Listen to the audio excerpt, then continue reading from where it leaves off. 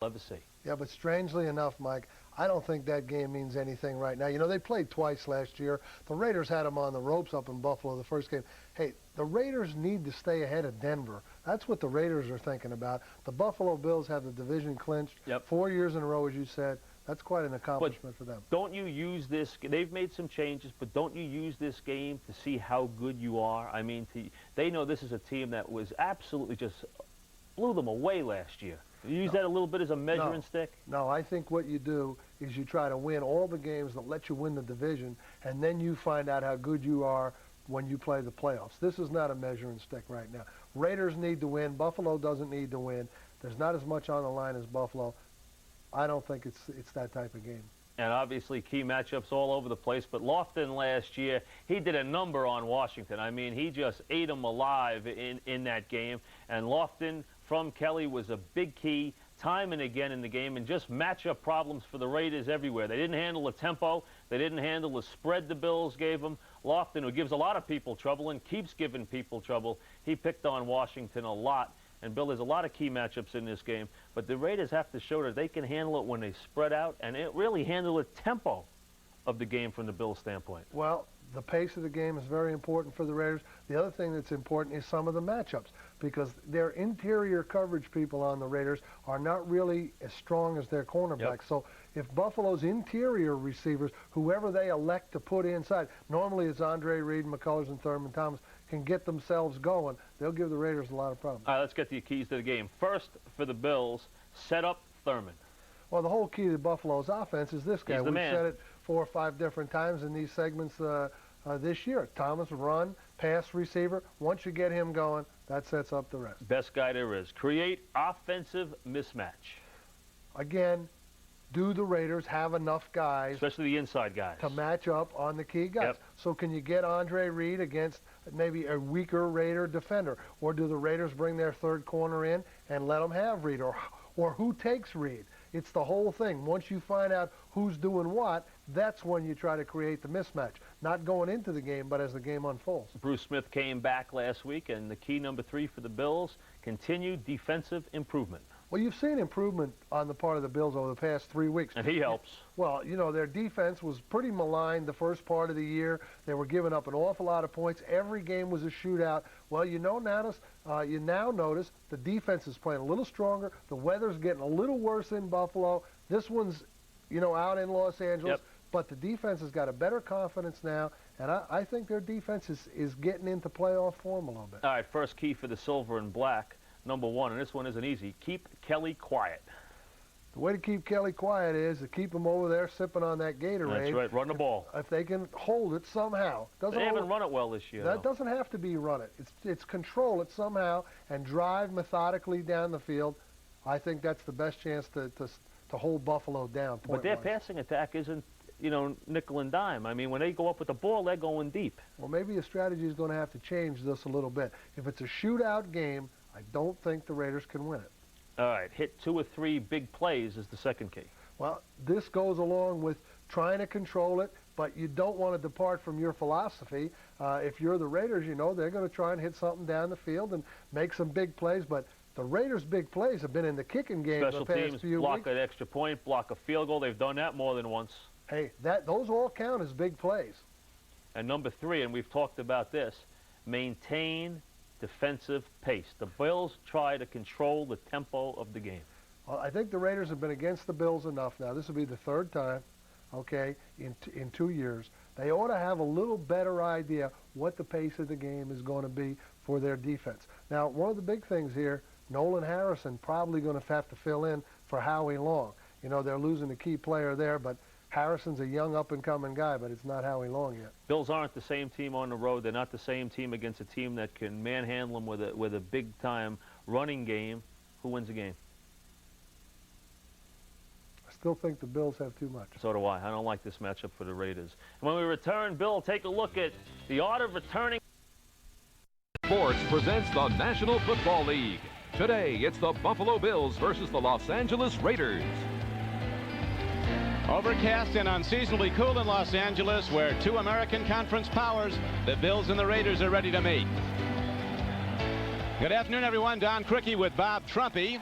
The Raiders are still smarting from that 51-3 loss to Buffalo in the AFC Championship game last January. Raiders coach Art Shell wanted no talk about revenge this week. Big Art says revenge takes away from concentration, and that loses football games, Trump. But you know the Raiders want this bad. Yeah, they do want it bad, but you can never look back in the NFL. I mean, you got 7 days to recover, even from the AFC Championship game. So this week, the Los Angeles Raiders players and their coaches have only looked ahead.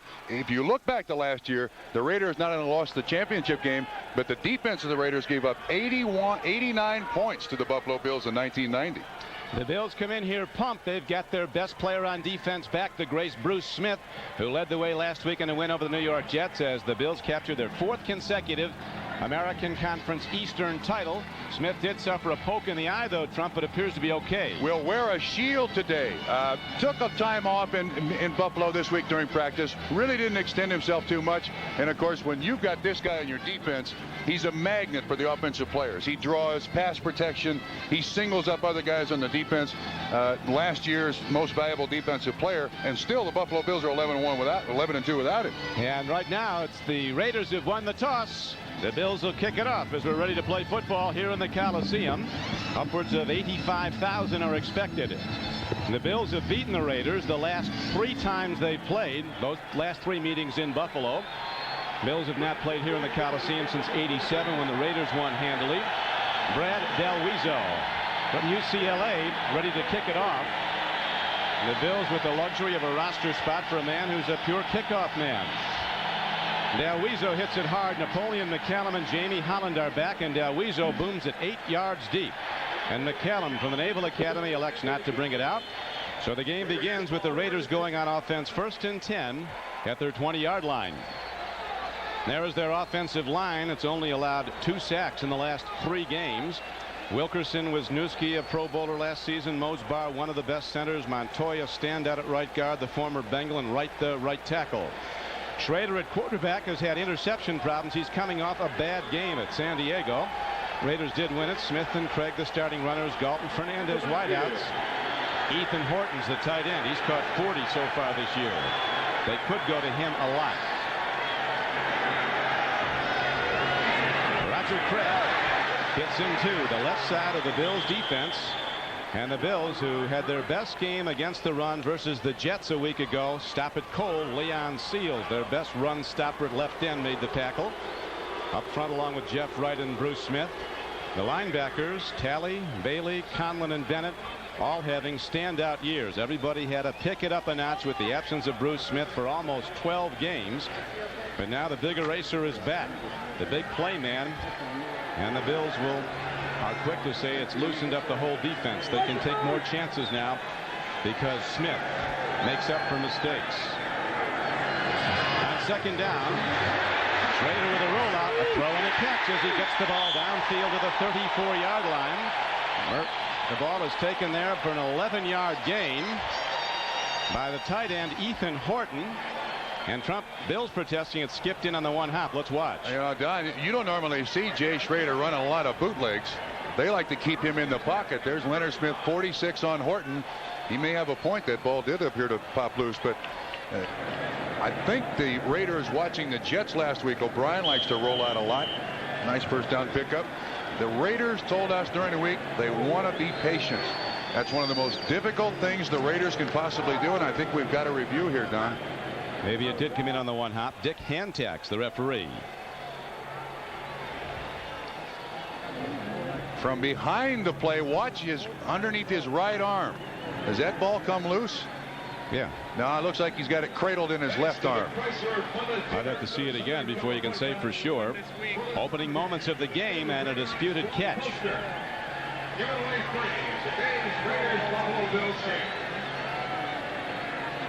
Royal Cathcart is the man in the booth on replay. Tough to see anything different there. So Royal Cathcart, the replay guy, has nothing to overturn. I think he has the ball in his left hand. You see, he's got it cradled there.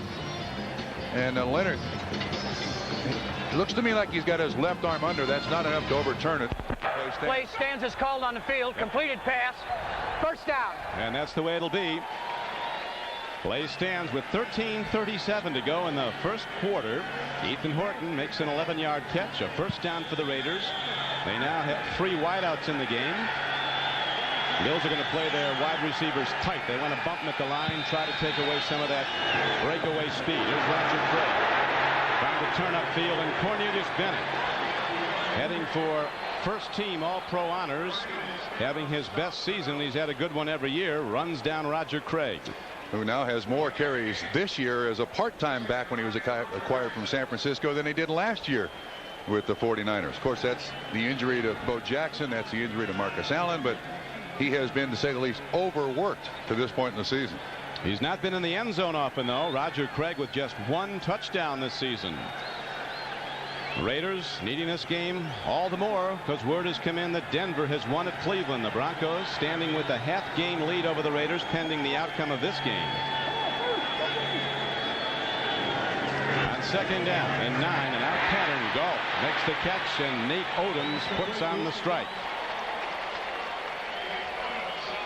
Don, as I was mentioning earlier, the Raider offensive coaches kept telling us they want to be patient, take the air out of the ball, not give the Buffalo hurry-up offense many opportunities. That's probably the most difficult thing for Art Shell to admit, that he wants to be patient. This is an offense that for the last 30 years is get it down the field. Big Art saying he wants to make Jim Kelly impatient. Standing on the sidelines, he had Kelly in the Pro Bowl and just raved about him, not only his ability to throw the ball, but his intellect on the field. He said he is truly one of the great ones, but he does want to score points and move the ball, and we want him itching on the sidelines. We want to control the clock if we can.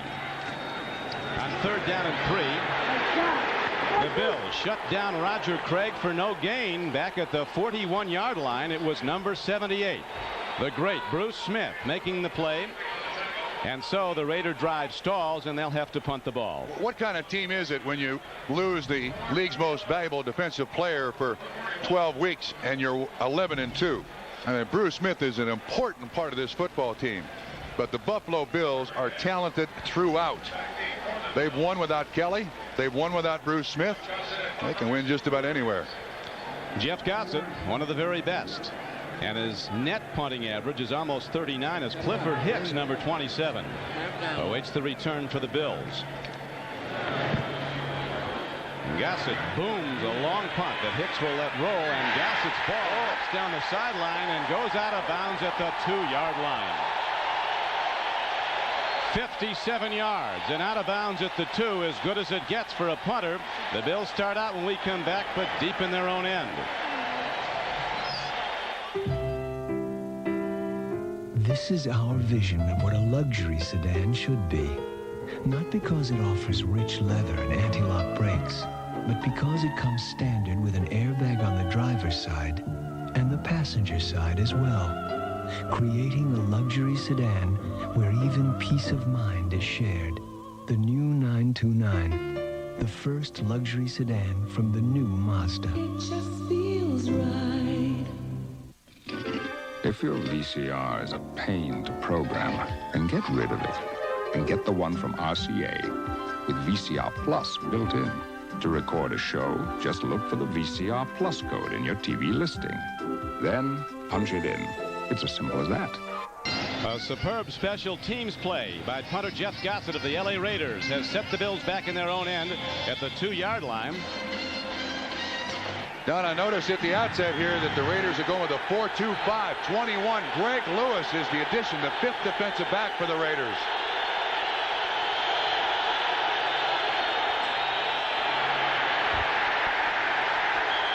Bills go to the run, and Thurman Thomas, who Art Shell of the Raiders says is a player that has to be accounted for on every down. Somebody has to be specifically assigned to him, oftentimes more than one person. Golick and Greg Townsend made the stop as the Bills now work the no-huddle. Right back into alignment, right back to Thurman Thomas, and not much there as he runs on 2nd and 6 for a couple of yards out to the 7-yard line. Trump. Nolan Harrison makes the tackle. My comment here is Buffalo must have outstanding and unbelievable confidence in this hurry-up offense, doing it from their own 3-yard line. Very dangerous. Third down. Bills need about 5. Oh. Dropped. And so the Raiders are set to get excellent field position. McKellar, the tight end, could not hold the ball. Winston Moss was there to help him lose it. So Kelly and the Bills offense 3 downs and out on their first possession. Boy, that's inexcusable. That ball was right in the hands of Keith McKellar, normally a very sure-handed tight end. Tim Brown, the best punt returner in the AFC, number 81, back for Chris Moore's punt. He hits the ball high and short. Brown moves up on it at the 38. And Tim Brown takes it down the far sideline inside the 25-yard line. He'll be ruled out of bounds at the 32. The punt just 32 yards, a 7-yard return, and the Raiders with their second possession already in field goal range, albeit long range. Tim Brown moving up on a high short punt.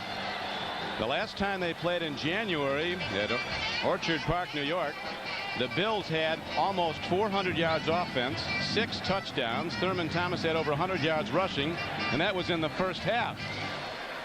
Yeah, well, you don't. If you're Marv Levy, you certainly don't want the Los Angeles Raiders starting their second drive at your 32. You want your defense out there with a long drive situation, not short drive. Jay Schrader hands off, and it's Marcus Allen spinning into the Buffalo defense and taking it down to the 25-yard line.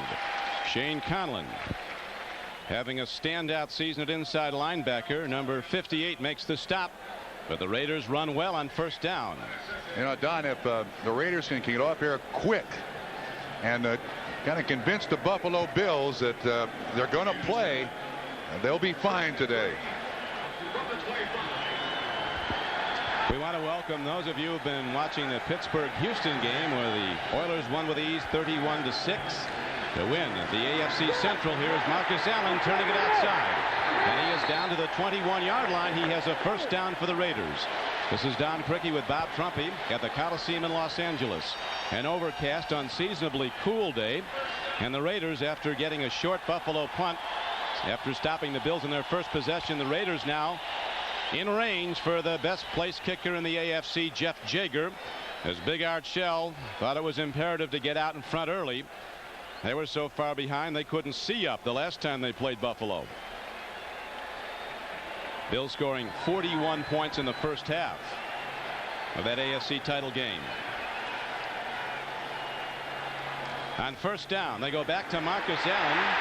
And the man who ran here at the Coliseum for the Trojans of Southern California, ran his way to the Heisman Trophy, is taken down by Leon Seals.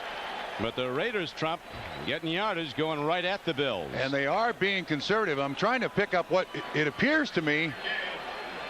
It appears to me that the Raiders are using 3 offensive tackles, Don. They're trying to unbalance the line against the Buffalo Bills. It's Reggie McElroy on the top side. Yeah, they're using an extra offensive lineman here. That tilt formation, they've used this earlier in the year. It didn't work that well. It is right now. An overload on the right side with huge blockers just looking to power their way at the Buffalo front as we have movement and penalty markers down before the snap of the ball. A second down and 4 play coming up. A spirited encounter already. You know the Raiders, it was the worst defeat for a Raider team in the 28 years that Al Davis has headed this club. And I think we can pick up what the Raiders are doing here after the penalty call.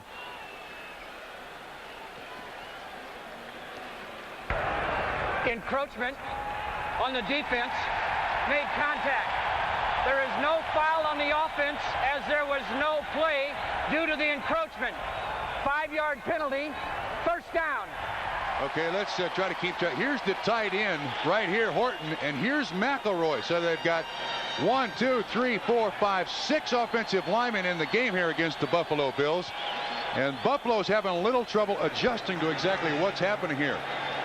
They're trying to spread that defense out a little bit, Don, and to this point it's worked.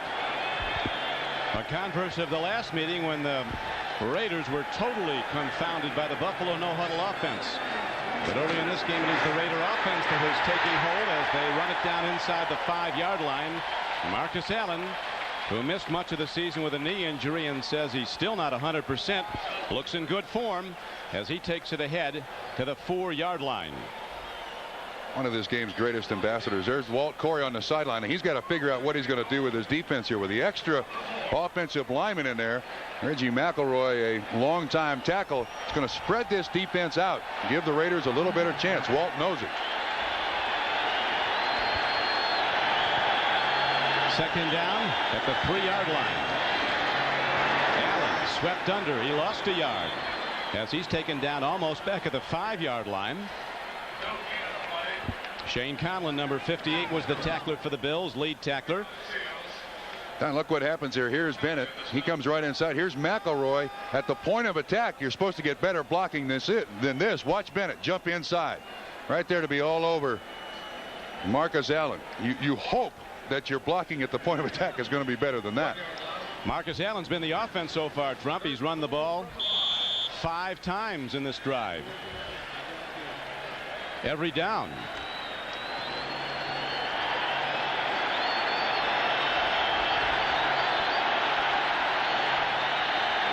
Marcus Allen set 7 yards back, is the deep back. It is 3rd and goal from just inside the Bills' 5-yard line. Allen. And the Raiders are stopped and will have to send out their ace. Jeff Jager, he accounted for all the scoring a week ago at San Diego, and they beat the Chargers 9-3. Good job by the people up front for the Buffalo Bills. You can see that initial move that Marcus Allen had to make. It really disrupted the timing of the play, and what a great psychological lift here for Buffalo. Stopping the Raiders, holding them to a 3-point field goal in the initial stages of a game always makes your team feel good. Here is Jeff Jager. He has hit on 27 of 31 field goal tries, the leading scorer in the American Conference with 104 points. He's been virtually automatic all year. He hits a 19-yarder. And the Raiders open the scoring as they go out in front 3-0. Mazda, it just feels right. By Head & Shoulders, because you never get a second chance to make a first impression. And by Miller Lite, it's it, and that's that. With Bob Trumpy, this is Don CRIQUI back at the Coliseum in Los Angeles, almost sold out, as we check the Miller Lite 10-minute ticker. And Houston reigns as AFC Central champion, coming out of that slide to win easily over the Steelers. San Diego was leading all the way at Kansas City, but now the Chiefs have forced overtime. After Jager hit the field goal from 19 yards out, here's the kickoff. It's taken downfield by Al Edwards. And he breaks it across the 20-yard line out to the 25. And there the Bills will go on offense. 1st and 10. So the Bills getting substantially better field position to start this drive. Defensive choice by the Los Angeles Raiders today. 4-man front, these 2 linebackers, and then 5 defensive backs. The extra guy is Gary Lewis. They're going to try to do the best they possibly can to double as many people as they possibly can for the Buffalo Bills offense, Don. And here come the Bills with the #1 offense in the National Football League. They go back to Thurman Thomas, and he takes another hard strike as he goes off tackle on the right side and gets the ball out to the 29-yard line. Nolan Harrison, that vaunted rookie, a huge one from Indiana, and Greg Townsend, the Raiders' leading sacker, were on the tackle. Thomas has now run the ball 3 times for just 9 yards. Swing pass. Thurman Thomas in the open field, but only for the moment as the Raiders close down. Thurman Thomas at the 32, and Kelly Trump is faced with a 3rd down and 4. Yeah, well, one of the things that the Bills like, though, is to lock your opponent defense onto the field. Whatever people you put in there, initially you're going to have to stay with in these situations. So it's still a 4-2-5 for the Raiders. Kelly takes a look, runs out of time, play fakes, and then drives upfield, diving across the 40-yard line, and he has a 1st down. And Jim Kelly is playing with a tender knee. It's not anything with ligaments or cartilage. It's a bursa sac that was bothering him. Yeah, he banged it on the turf last week against the Jets, and that is extremely sore. I mean, there's no way around it. That is real intense pain for a few minutes, but there's the quarterback with that linebacker mentality as he goes up underneath the center. Tough as a gun, Jim Kelly. Here's a handoff. And now the Bills start to move on the Raiders following the 10-yard run.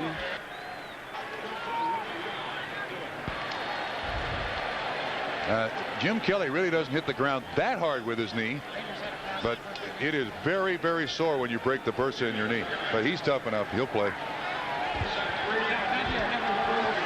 The ball advanced out now as we have 2nd down and 3 from the 49-yard line. Kelly gets time, and his throw is errant, though, as he triggers it on the far side to Al Edwards, who's been called on for an increasing role with the Bills because of the injury to Don Beebe. Al Edwards caught 9 last week against the Jets. And you can see the attempt at double coverage there. 33. Eddie Anderson of the Raiders is underneath that receiver. Kelly just overthrew him. Kelly's numbers not very impressive to start. 1 for 3 for 3 yards. Now an open man, but then nearly a pickoff by Winston Moss. Kelly had an open receiver, Andre Reed, running in the middle of the Raiders secondary, but Winston Moss, who's been a very important Plan B acquisition, rises up, gets a hand on the ball, and almost brought it in here, Trump. It almost looks as if Kelly doesn't see him. This is a great play by Moss, because if he doesn't knock it away, Andre Reed makes the catch. And then did you see Ronnie Lott? A little elbow to the face of Andre Reed, just to tell him, don't come in here anymore, son. Tim Brown is back. There's the punter, Chris Moore. He was in the World League of American Football last season. He's been a big help to the Bills. In his wisdom, Tim Brown there catches the ball at the 5-yard line. Now the Raiders have the long field to go when we come back. It's incompletion, Don. Watch this message by Ronnie Lott. Boo! Don't come in here. Well, Ronnie Lott's done that to a lot of people for a lot of years. One of the game's great hitters. Just a little yell in the air can serve a great purpose, too. And one of the game's great interceptors this season. He has 7 already to lead the National Football League. His old team, the 49ers, has 10 interceptions as a team. Now the Raiders go back to the run. And look at Roger Craig high-stepping his way out to the 20-yard line. A gain of 12 yards and a first down. Leonard Smith, one of the safeties, finally got him. Again, now you can see the attempt by the Raiders to spread this defense. Only this time they use 2 tight ends. McElroy is out of the game, and it's man-on-man blocking up front. And the front 3 do an excellent job. Mosbar, Wisniewski, and Montoya really clear it out there for Roger Craig. 3:08 to go, first quarter. Raiders lead the game 3-0 on a 19-yard Jaeger field goal off their second possession. Cutting back. Roger Craig working hard, and he gets ahead on a first down carry for about 4. Now while we have a moment, let's go to New York to NFL Live. Bob? Don, here's the big play for Kansas City. Once they trailed 14-0. Then off this play-action fake by the replacement quarterback Mark Vlasic, and then the 16-yard touchdown pass to Harvey Williams, they took a 17-14 lead. San Diego came back and tied the game on a 28-yard John Carney field goal with 11 seconds left in regulation. Now with 11 minutes left in overtime, they're even up at 17. Thank you, Bob. Back at the Coliseum. The Raiders have the ball. 2nd down and 6 coming up for Jay Schroeder. Staying with a conservative ground game. Now ready to put the ball up. And he makes the throw. It's lost and fumbled out of bounds. Looked like a catch. Steve Smith was hit hard by Shane Conlon. I think they're going to count that as a catch. These guys go way back together to Penn State. They played on that national championship team of Joe Paterno's. They were co-captains. Again, Jay Schroeder on kind of the half roll. Yeah, I think that's a catch and a fumble. He can't gain any yards on it, but back to the spot of the fumble. Correct. For the end of the run.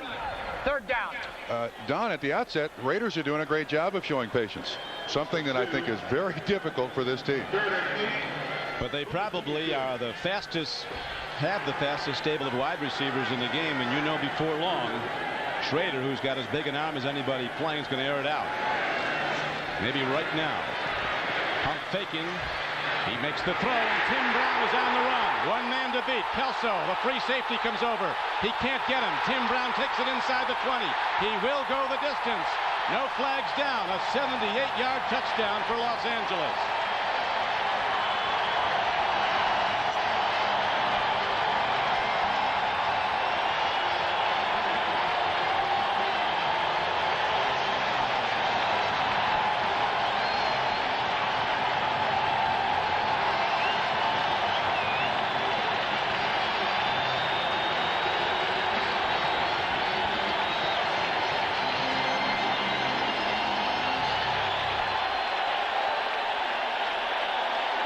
That's why he was drafted, running with it after he catches it, Don.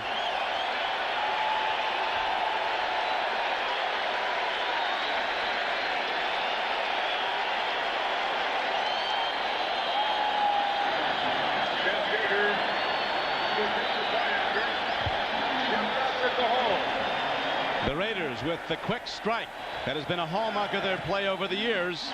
Hit the longest touchdown pass play that Schrader has thrown this season and that Tim Brown has in his career. The longest reception. Here he is right here. You see bump and run. They also run the blitz, deep safeties. The pattern is this way, and Tim Brown does a great job of getting away from the coverage. See, it looks like he's the primary receiver all the way, but then once he catches it, I could not pick up the man in coverage. Looked like Kirby Jackson, 47. Yes, Kirby Jackson, 47. This is great second effort by Tim Brown, not giving up on the pattern. But then when you miss a tackle against a guy like Tim Brown, 78 yards later, you're hoping there's a flag on the field. Didn't take long. 93 yards in 4 plays. The last 78 coming on the throw from Schrader to Tim Brown. Most of it on the run of this 1987 Heisman Trophy winner from Notre Dame, who scored just his 3rd touchdown of the season. And Schrader, who's coming off a bad game, is off to a great start. He's hit 4 of 4 for 94 yards in the touchdown. Raiders to this point looking very smart offensively, spreading the defense, running conservatively. That was not designed to go for a touchdown. That's a 10-yard completion, and Tim Brown turns it into a 78-yard score. Raiders were lamenting the loss of the long ball offense they had when Bo Jackson was with them. Every time he touched it on the run, it was a threat to go the distance. Now the kickoff, and the Bills try to get back in field position as Al Edwards breaks it open. He's across the 35 and the 40. Al Edwards is gone. They'll not catch him inside the 30 and the 20. 91 yards to the end zone. No flags. And on the Bills sidelines, it looks like they won the Super Bowl. Huge block by Steve Tasker. He made the last block to spring Al Edwards. How much do we like this kind of a game? Yes, sir. This is the old AFL kind of football game, isn't it? Last at bat. Well, the Bills, seemingly out of it, all of a sudden are right back in it as Al Edwards runs one back 91 yards. 78. Goodness. Curtis Brown.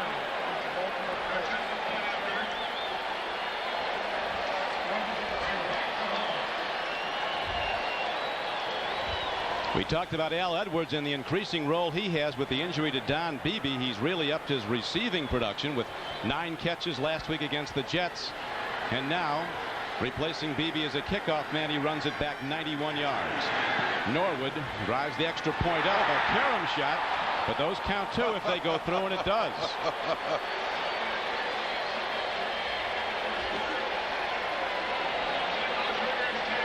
Special teams are 1/3 of your football team, Don, and the Buffalo Bills spend a lot of time on them. Later on, watch the block by Steve Tasker coming in, 89. Boom, right there. That's the last man that could get Edwards. 91 yards later, Buffalo on one play back in the game.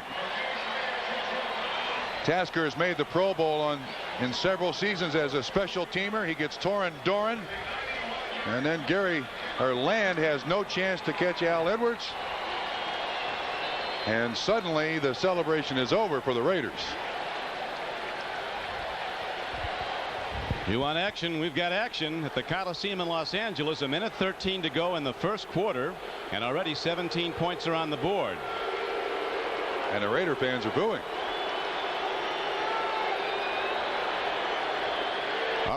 Upwards of 90,000 here as we take a look at the Miller Lite 10-minute ticker. The Eagles rallying to beat the Giants. Dallas beats New Orleans for a 9th straight time at Texas. Bears come back big, and Detroit on 2 touchdown runs by Barry Sanders has opened a 14-0 lead over the Jets. Now the Bills are ready to kick it off. McCallum and Jamie Holland will be back.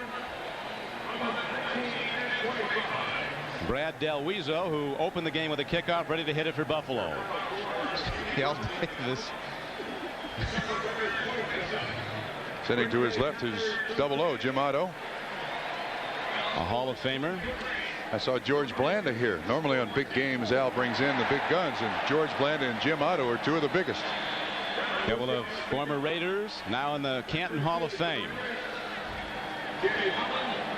Bills get a break with the weather. It's, as we mentioned, unseasonably cool. It was almost cold yesterday at the Raiders practice near the ocean. And again, Del Weezer with that powerful leg drives it into the end zone and out. And so the Raiders have to come out 1st and 10 on the touchback at their 20. A reminder that at the conclusion of today's game, we'll be presenting the Avis We Try Harder Award, which will be given to the game's MVP. He's certainly a candidate to this point. Right in there, along with Tim Brown of Los Angeles. 4 for 4, 90. Schrader jogs back out. He had his best season a year ago when he threw for 19 touchdowns and just 9 interceptions. This season, with that last TD pass, he's now thrown for 15 scores, but he's been intercepted 14 times, more than all of last season. He's tough to get at, though. Sacked just twice in the last 3 games.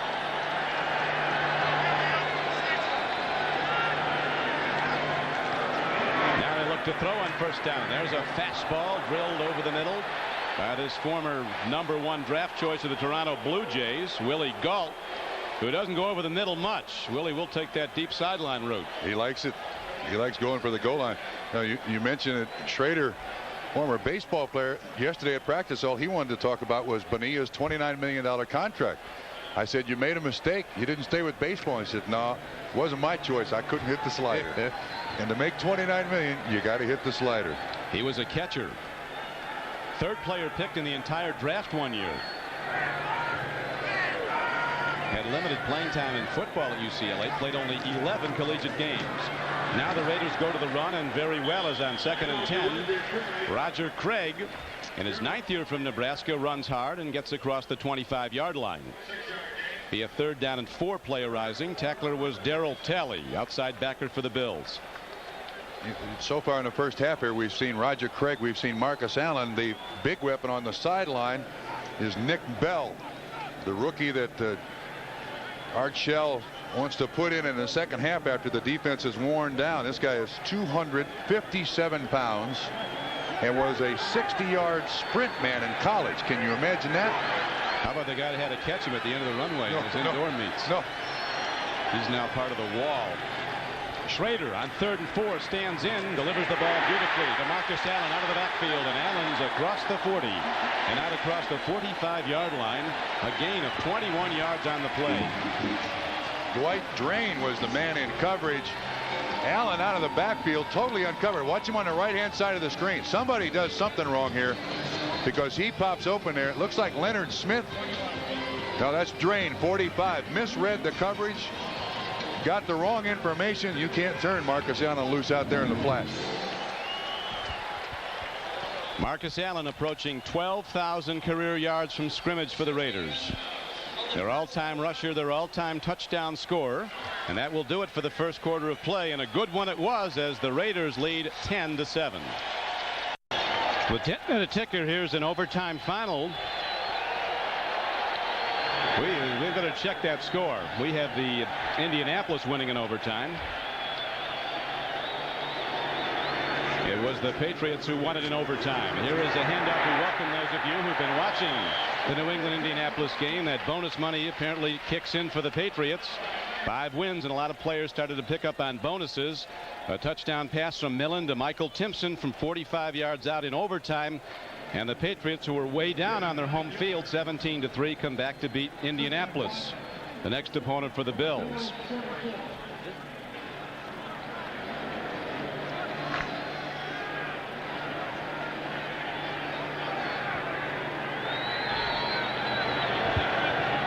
Raiders setting up.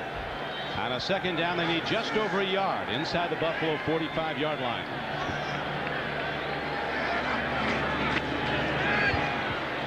Steve Smith working hard for yards, and he might have enough for the 1st down. While they check that out, we'll go to New York for another update. Here's Bob. Yes, sir. Yeah, Coach Mack will go anywhere to give somebody a high five when they win. I got a measurement here on the field, and it looks like Nick Bell, the big hammer, has come in here. Rushing is 26. The Bills, as their fans know well, have not historically been a good team on grass fields during the Marv Levy era.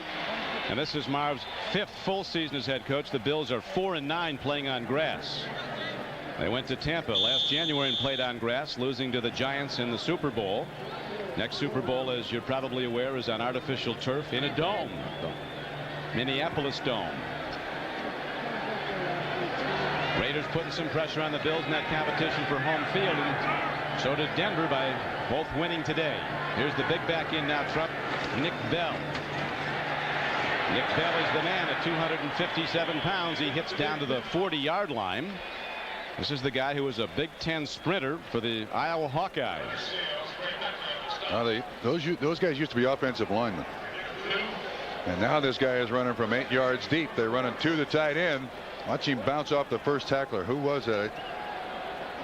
Leonard Smith, who is considered one of the game's great hitters. He just bounces off of his hips. He had a pulled hamstring early and cracked a couple of ribs, so he's not played much this year, but the Raiders are counting heavily on him. You saw he had good numbers last week against San Diego. His best game, Nick Bell. He's still in there. On 2nd and 8. Jay Schrader buys some time with a good fake and then throws the ball almost out of sight. Mervin Fernandez was somewhere in the vicinity, but not close. Nate Odoms was right with Fernandez. That was a major league overthrow. Watch what they're doing with Bruce Smith. Whoa. That's Mosbar, the center, coming out. I thought that was illegal. One guy can't engage the defensive end and have another guy banging his knee. That's the center coming out on the defensive end. When you're that good a pass rusher, unfortunately, you have to pay that kind of price. Well, I know this. It's been done to him before, and he will pay you back. Now he's on the other side, Don. Wait. Schrader takes a look, makes the throw. There's the connection to Ethan Horton. He's inside the 25-yard line.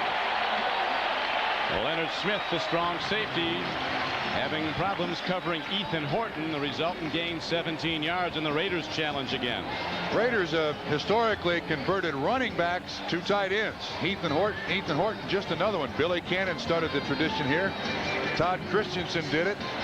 Ethan Horton, a first-round draft pick of the Kansas City Chiefs. They sent him down to Marv Marinovich, health salon down in Anaheim, try to make him a little stronger. And he's turned out to be an excellent receiver. 2 catches today, 42 for the season.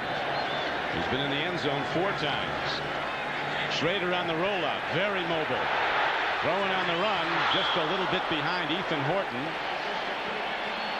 You can see where Schrader played a lot of baseball because he has that quick flick throw like a catcher off his knees trying for a pickoff. You can see Horton on the offside. Actually, Shane Conlon knocks Darryl Talley down, but the ball thrown behind the receiver. Boy, he was wide open, and you don't normally see Jay Schrader roll out that much, bootleg that much. Whatever it takes to get away from Bennett and Smith. Schrader with good numbers, though, Trump. 6 of 9. That 1 touchdown to Tim Brown, 132 yards. First down count.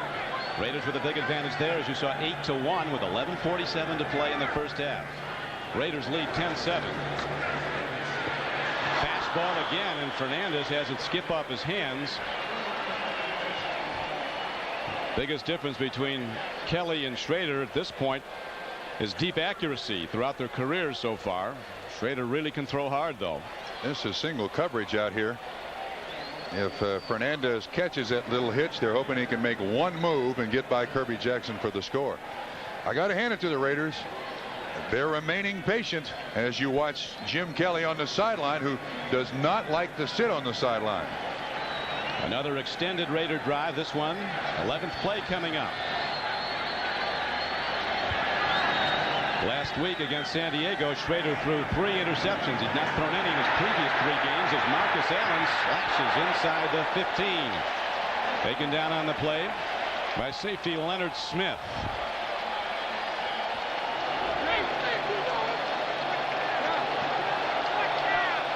Now, big choice here for Archell. 4th and about the length of a football.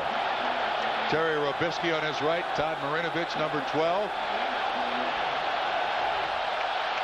Yeah, there goes Nick Bell back in the ballgame. I was going to say, at 257 pounds, I got to get Nick Bell in there somehow. Steve Smith, the lead blocker. Excellent lead blocker. Big defensive line, big offensive line. This is going to be a wreck somewhere, Don. What you were pointing out a little bit ago, Bob, about the chop blocking on Bruce Smith. We'll see if that continues and what it leads to. Raiders take a timeout here, trying to get the right personnel on the field, Don. 10:56 to go in the first half. The Raiders get some counsel now. Give it to their quarterback, Jay Schrader.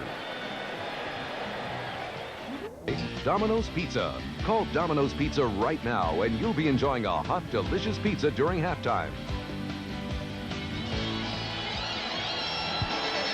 The Coliseum in Los Angeles, one of the biggest Raider crowds. I guess the 49er crowd approached it, but this is close to a 92,000 sellout.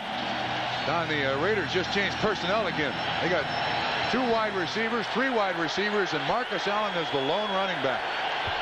A lot of times this year on short yardage they've been running left, but this time they go to their quarterback. Schrader calling his own number, and behind Mosbar, his Pro Bowl center, he appears to be ahead for the first down. So the Raider drive continues as they're down to the 13-yard line, 1st and 10. Raiders, Schrader's no run. You know, he's a big kid. He can carry the ball. They get a good push here up the middle. Mosbar, Montoya, Wisniewski. You see 72 popping out of there. Mosbar just kind of crawling on his hands and knees. Nice bow, first down pickup.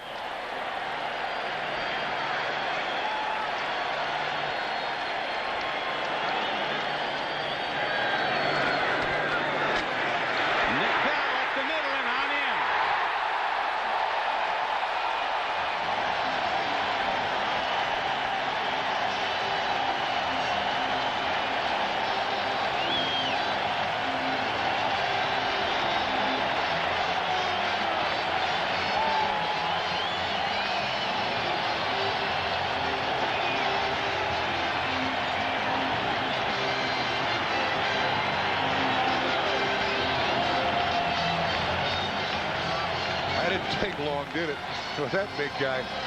His 3rd touchdown for the big rookie from the University of Iowa. And the Raiders go back in front, 16-7. A 13-yard drive, 13-play drive, covering 80 yards. Extra point up and good. And the Coliseum's rocking again as the Raiders hit it up the middle for a touch. On the game's longest drive, 13 plays, 80 yards. And again, using that clock well, Trump. 6 minutes and 3 seconds, taking the air out of the ball of Buffalo. Combined time of possession. Wow. Now Jaeger kicks off, another high spinner. This time he kicks away from Edwards, who ran the last one back for a touchdown. It's to Kenneth Davis, and he has to work hard to get to the 23-yard line. Now, as we go back to the touchdown, we got a flag on the field, but watch the lead block by Steve Smith as Bell heads right up in there. Beautiful lead block.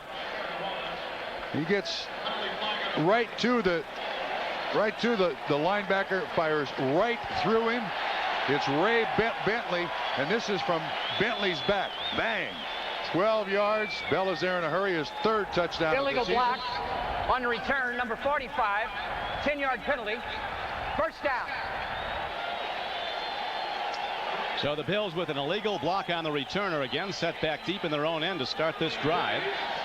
Their offense has been virtually non-existent. They've had one big play, and that was the kickoff return of 91 yards by Al Edwards for a touchdown. It's a 17-7 game with 10 minutes and 1 second left to go in the first half.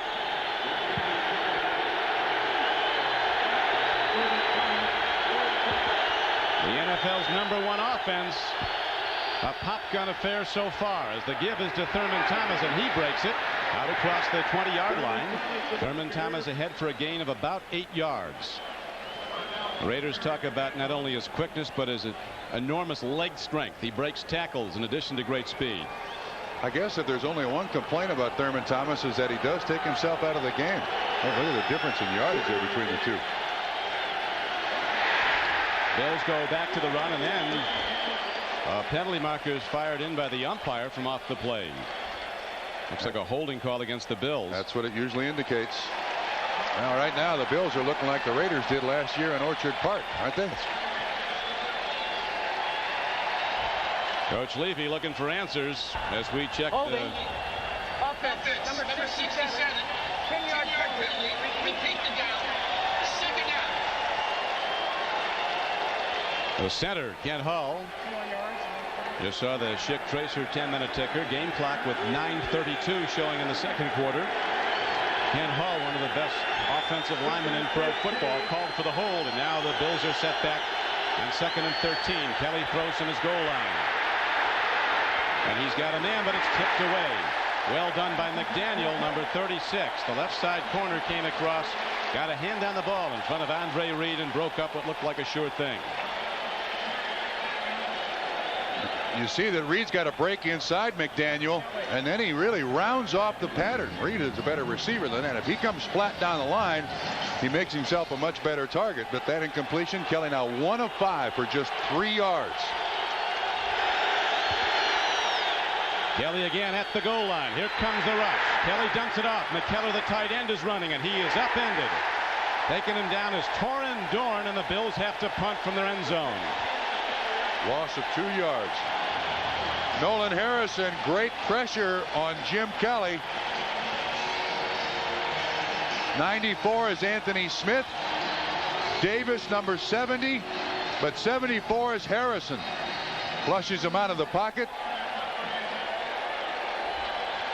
The Bills' #1 offense doing nothing so far. And the Bills the best at converting third downs, over 50% this season. Not today. Here's the punt to Tim Brown, the ever dangerous one. The AFC's leading punt returner, who has scored already today on a 78-yard touchdown pass play. Here's a penalty marker down after a 49-yard punt and a 6-yard return by Brown. And that's going to be on the Raiders. But the play came on 4th and 13. If it was offside, it won't help the Bills. No, it's not offside. It was a holding. Yeah, I think it's a personal foul. And it's a first down. Could have been one other guy. We're holding a guy down on, yeah. That'll be a first down. That's an automatic first down. Not smart.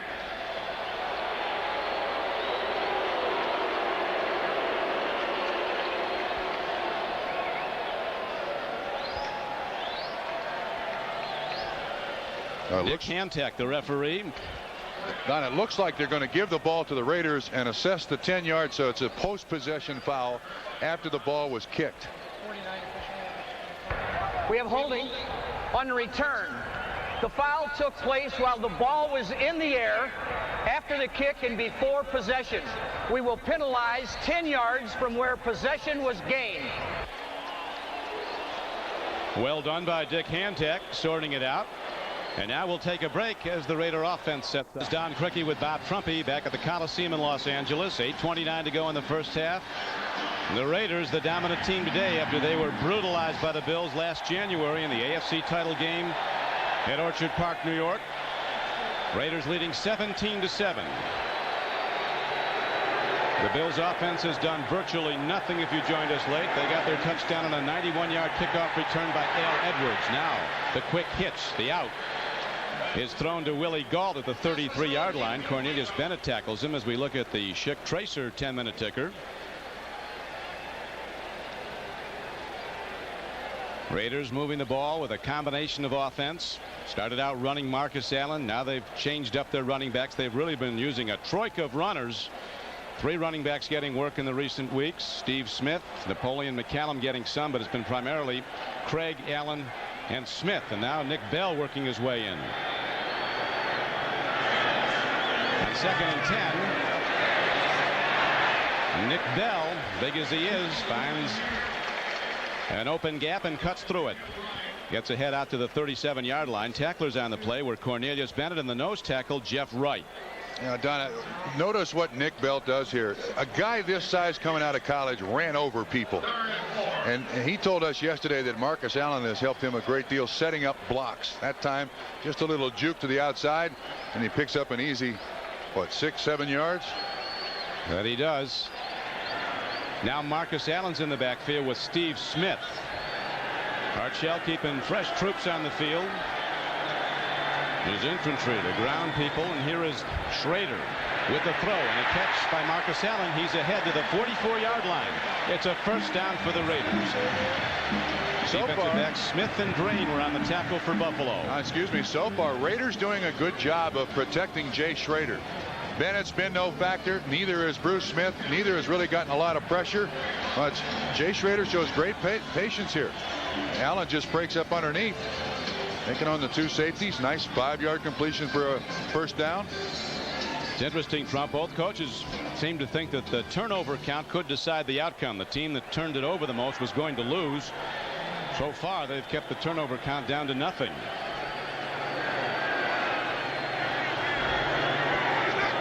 First and 10. Bell coming out as a receiver. Here's a long ball, but again, Schrader's off target. Tim Brown had the corner beaten, but Schrader overthrows him. Overthrow him. That overthrow, that was an understatement. That almost made it to the seats. And here in the Coliseum, that takes some doing. One of the things you're going to see all over the field is pushing and shoving. The defensive back there, Kirby Jackson, Odoms has his hands all over Tim Brown. Tim Brown didn't like it, but that's called incidental contact. Now the Bills drop people back deep in his zone as it's second down and 10 for Schrader and the Raiders. Nick Bell runs the ball, and the Bills close it down quickly. Good play by Darryl Talley, number 56, coming from an outside backer position to make the stick. Here we go with the pushing and shoving. Maury Graves, Bruce Smith, well, just about anybody. What's Wisniewski doing there without his helmet on? So you get out of his, it's a mouthpiece. He had a laugh yesterday that Roger Craig was talking about the loss 51-3. He said, I really didn't care about that loss because I was a 49er at the time. He said, now I'm real mad about it. Yeah, they were also relating, Bob Golick was relating a halftime speech that Marcus Allen tried to make. He said, come on, man, they scored 41 the first half. We can score 41 the second half. Can't we? They couldn't. Marcus tried to stir the troops at halftime to no avail. Now the Raiders with a whole new look on offense. 3 wideouts deployed right, all in fairly tight. It's going to bust somebody loose deep. Talley jumped in, jumped back, and they go to the run. And a good open field tackle by free safety Mark Kelso. And the Raiders have to punt the ball, and again they start up after the play. Interesting choice on that play by the Raiders. Tried to fool Buffalo. They got man coverage, and then they run just a little dive play to that side. All the defensive backs were deep in coverage, but Kelso does a good job. He's up there to make the tackle. Clifford Hicks will drop back, and there is Jeff Gossett, who displayed his brilliance as a punter earlier with a 57-yarder that was placed out of bounds at the Bills' 2-yard line.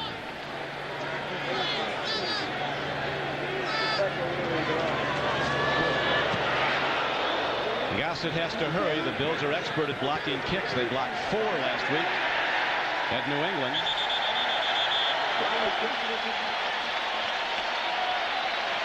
.44-yard punt and no return. Bills try to move the ball when we come back. Piloting the MetLife blimp for today's game are captains Bart Van Beest and Glenn Hollander.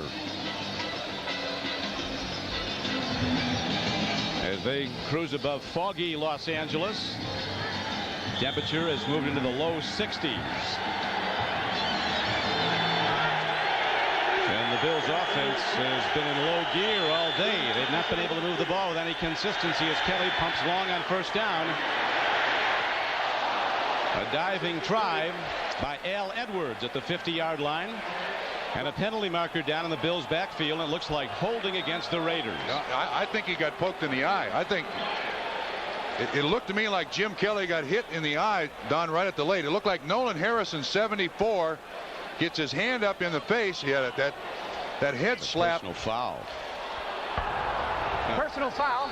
Defense, number 74, roughing the passer. Blow to the head. First down. Don, I don't think that was intentional. I really don't. He's a rookie out of Indiana, and he's replacing Howie Long, but it appeared to me getting off the block that was unintentional. There's his mentor, Howie Long. Buffalo 2 first downs, 1 by penalty. Kelly makes the throw, and Thurman Thomas coming over the middle makes a reception and is out to the 29-yard line, a gain of close to 5 yards. Middle linebacker Ricky Ellison was the tackler, number 50 for the Raiders. He's a born and bred linebacker. I'll tell you why later. I'll tell you why later. Played on this field for Southern California, a native New Zealander. Kelly now finding the mark. Here's another throw over the middle as Winston Moss comes hunting high to take down Andre Reed, who just made his 68th catch of the season. Well, you know, that's one thing about the Buffalo Bills. They're down 17-7. Their offense hasn't done anything, but this is a very self-confident football team. They are not about to give up here. Kelly getting time and finding the mark again. This time it's Thurman Thomas, a man who is far from done once he catches it. Weaving ahead, a 14-yard gain as Kelly methodically starts to move the Bills. An offensive drive that certainly was spurred on by the personal foul call against Nolan Harrison. Well, you got defensive changes here for the Raiders. They were able to make the substitutions. Tip ball and a catch. Looked clean all the way down to the 45-yard line of the Raiders. Tight end Keith McKellar got his hands on it. Don, that was one of the concerns that Dave Adolph had about playing this hurry-up offense is you can't change personnel. But it looked like Harrison again got his hand up. They were also able to get some extra defensive backs on the field.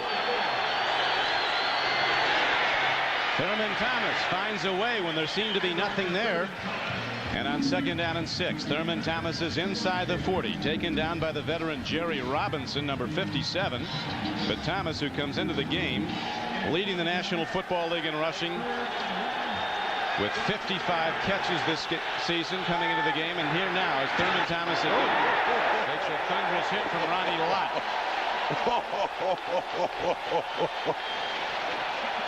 Ronnie Lott KO'd himself. This time the hitter is the hittee. I don't like the way he's lying there. Oh, he's up. He's moving. Yesterday at practice, Paul Zimmerman of Sports Illustrated and I were talking to Al Locasal, and he was talking about Ronnie Lott. And Al Locasal's line on Ronnie Lott is perfect. He says he's a great tiebreaker as you watch him come in there and hit Thurman Thomas. He said down the field you have receiver, defensive back, and then Lott comes in. He breaks up the tie. He knocks both people to the ground and the ball falls incomplete. Derek Crudup in now to take his place. Ronnie Lott got a phone ringing in that helmet.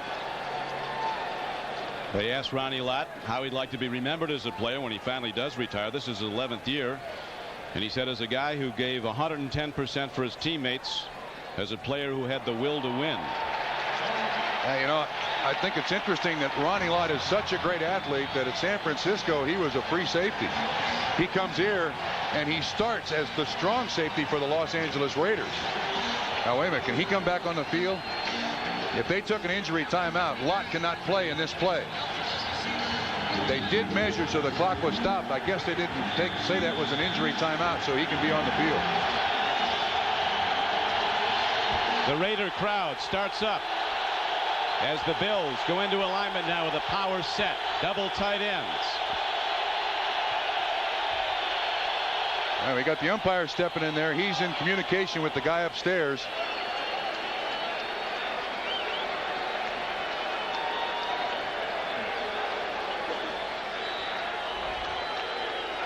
I think they're going to make Ronnie Lott leave the field. Let's see what happens here. Yeah. See, when the trainers came out on the field, Don, that's an injury timeout of protection to Ronnie Lott. And once he's out, then he cannot come back in on the same play. He's got to be out of play. Ronnie Lott saying, wait a minute, you called timeout to measure, so I can stay back in. I think Dick Hantak will win this one. I think Lott's got to come out on a 4th down and short. He's saying, all right, you're all right. We stopped the clock for the measurement. He gets to stay in. Interesting choice.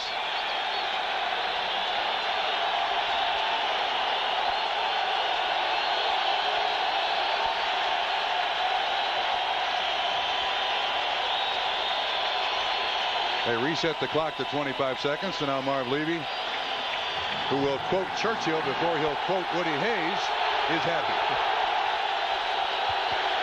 4th and 1. Raiders dig in, and the Bills bring Metzelars in motion and send a running back right at the Raiders. Let's see, the spot's everything. The linesman comes in. If he got it, it's going to be by the nose of the ball. Carwell Gardner, the big back, 235-pound runner from Louisville. Look at the Buffalo defense. They don't think the offense made it.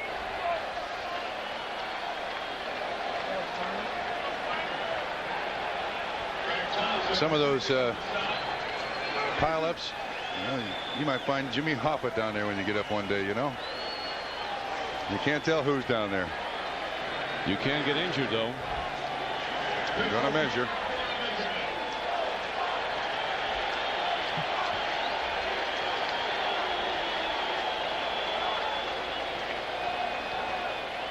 He might be just short. We'll take a look now as the game clock is stopped with 2:26 to play in the first half.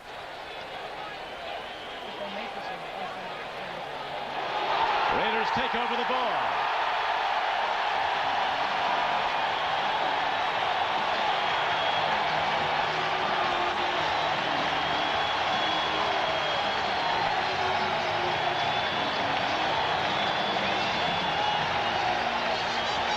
Carwell Gardner is the ball carrier. 94 Smith Ellison, 50 in there. A host of Los Angeles Raiders. Look at Smith, 94, stand the center up. He's got nowhere to go. That's a great job by the defense. Down to this point, Buffalo's won the division for the 4th straight year. They're playing for home field advantage. It's a tough sell on the road against the Raiders. The Bills just don't have the edge. But the sell became a little bit more apparent, or that they needed it, because Houston won today, and so did Denver.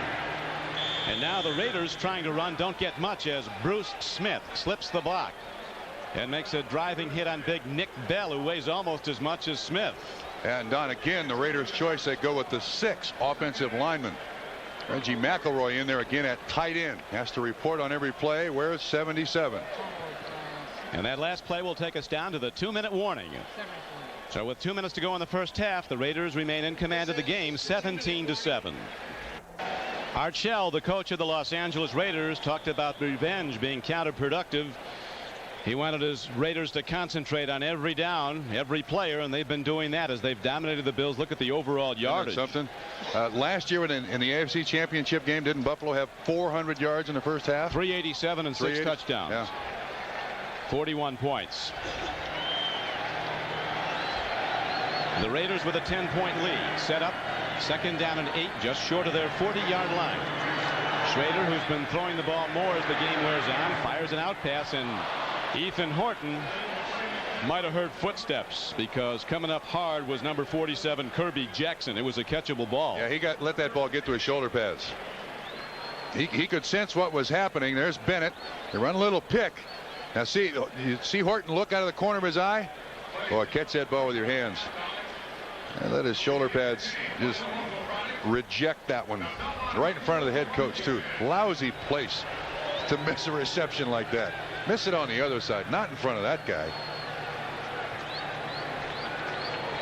Art Shell, who's turned the Raiders around since he got the chance to be their head coach, one of their great players, a 15-year offensive tackle, immortalized in the Hall of Fame in Canton. And now on the rollout on 3rd down, Schrader gets time, throws downfield, and again he's off the mark. He had to get it in over the zone, but still a wide open receiver is missed. Too high to catch as Galt went up and didn't come down with it. And now the Raiders will punt. Yeah, Schrader's had to run a tough luck. Here's 2 for his last 9. You were talking, Trump, about Marv Levy and his analogies of war to football. One of them is that, unlike war, in football you want the home field advantage. In war you don't. Shoot it out on their turf. Yeah, I would guess that some of his meetings are very entertaining. Another well hit ball. Clifford Hicks fields it at the 8 for Buffalo off the foot of Jeff Gossett, and the Raiders with superior. Oh, he's got a chance. He's got a chance. The picket line is set. There are no markers down, and Clifford Hicks, as you can see, is on the run. It looked like they had him inside the 10. Instead, he moves the ball down to the 32-yard line of the Raiders. Mike Jones finally got him, so a job well done by Jeff Gossett. But the Bills special teamers break it open after a 52-yard punt. The run back was 59 yards. I didn't think he was going to get there, Don. He had a heavy weight on his back about 40 yards into this return, but Jimerson missed. That's McCallum misses 41, and now the picket line is set up. Will Gardner with a big block. But you get to about this point, and all of a sudden that big heavy weight gets on your shoulders. Feet get stuck in the mud. And Buffalo now with great field position. Leonard Smith on Jeff Gossett. Gossett on Tasker makes the tackle. But not a lot of time. 1:28 to go in the first half. As Kelly aligns in the gun, he calls the formation, the play, and the snap count in some arcane language that only the Bills understand. Here's a throw to McKellar, the tight end, and with the tackler aboard, he takes the ball down to the 25-yard line. He also calls the protection. And Ricky Allison makes that tackle. Goodness, the special teams have been the entire situation for Buffalo here. They won't speak that language in front of outsiders, but they have their own talk. Bills speak, and here's another throw down to the 9-yard line.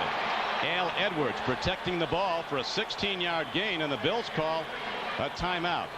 So now all of a sudden, after struggling, the Bills start to look like the best offense in the NFL.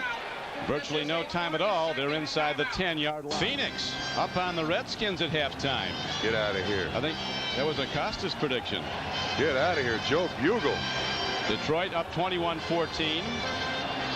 The 49ers leading Seattle 10-9 at the half. And now the Bills break the huddle, trailing 17-7. 57 seconds to play in the first half. Kelly with 4 receivers deployed out. He'll throw quickly. The drop. They'll look. He's going to take it himself. Jim Kelly fires. Oh, was he over the line? Apparently he was not. It goes for 6. Touchdown Buffalo. Brilliant execution by Kelly, who had to make that split-second decision. Do I run or do I stop and throw? And he was just short of the line of scrimmage when he released a touchdown throw that gets the Bills right back in it. Keith McKellar, the tight end, was the outlet receiver. The primary receiver was Thurman Thomas, and there was good double-team coverage on Thurman Thomas as he came out of the backfield. Great adjustment by Jim Kelly on that play, Don. Scott Norwood's on for the point after try. 50 seconds to play. That scoring drive took all of 38 seconds. So the Bills offense shows what it's all about, and the Raiders, who had a 10-point lead, now see it cut to 3. Watch how good a job this is. Here's Thomas. Here's 1 man in coverage, 2 men in coverage as he runs the corner. And then the tight end, there's McKellar right here. He just runs down and around. Kelly does a great job of going to the outlet receiver. Watch the double coverage. See, Thomas is the intended. Now McKellar turns back at the back of the end zone. Beautifully executed. Boy, that's staying with the quarterback. When he rolls left, the receiver runs left. Makes himself a receiver. 3rd touchdown catch. Boy, special teams have kept Buffalo in his game in the first half, haven't they, Don? They have indeed. The 29th touchdown pass of the season. He established a Bills record when he threw his 27th. He leads the NFL, does Jim Kelly. 29 TD throws and 16 interceptions. He talks about those brothers of his. There are 5 of them who remind him of his interceptions, not his touchdowns. They keep him humble, he says. Kelly, after starting 1 for 5, has now gone 8 for his last 8, Don. 9 of 13, 67 yards and a touchdown. And thank you to the special teams. At halftime, we'll be checking in with the Domino's Pizza NFL Live halftime report. Some interesting games today indeed as we start down the stretch run of the season. Will, Bill, Bob, and OJ's out here on the field he loves so well from his days as a Trojan with Southern California. OJ living in Los Angeles and driving up to the stadium today in a car that's worth more than my house. And mine.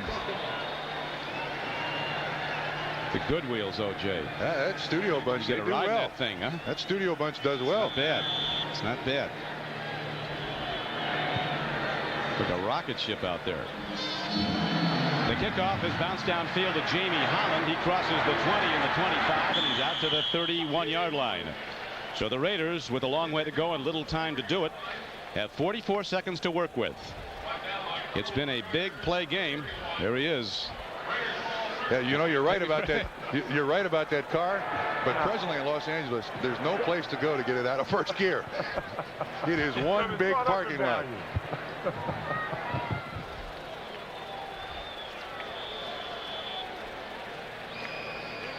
And the license plate, Juices. Juices. Juices. OJ, you're doing all right. For a while there, we thought he might have to suit up for the Bills. Here's the handoff, and Marcus Allen runs in the open field. Isn't he still great to watch? Marcus Allen, with that great burst and cutback move, is ahead for a 14-yard gain. Conversation with him yesterday, asked him if his knee was 100%. He said no. A nice little delay by Allen. Watch the way he sets those blocks up. Done that beautifully throughout his career. 9 carries, 50 yards, but he said his leg hurts more when he bends it from the scar tissue from the knee injury earlier in the season. The opening game of the season against Houston, but one of this game's greatest running backs. 17-14 is the score. Raiders in the lead. There's the car up there. Yeah, you know, with that license plate, and everybody knows who drives that, there's never a ticket on that car in this town. You know that, especially around this stadium. He can park in the end zone, and here if he wants to, they wouldn't touch it. Los Angeles, it might be safe without somebody watching it. New York, it would be gone in 30 seconds. They can make those disappear like a rabbit into a hat. Don, are you serious?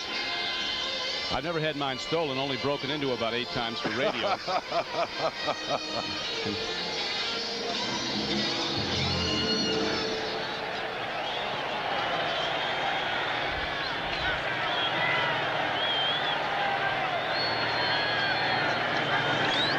Jay Schrader goes with a draw play, and again he goes to Marcus Allen, who's taken down.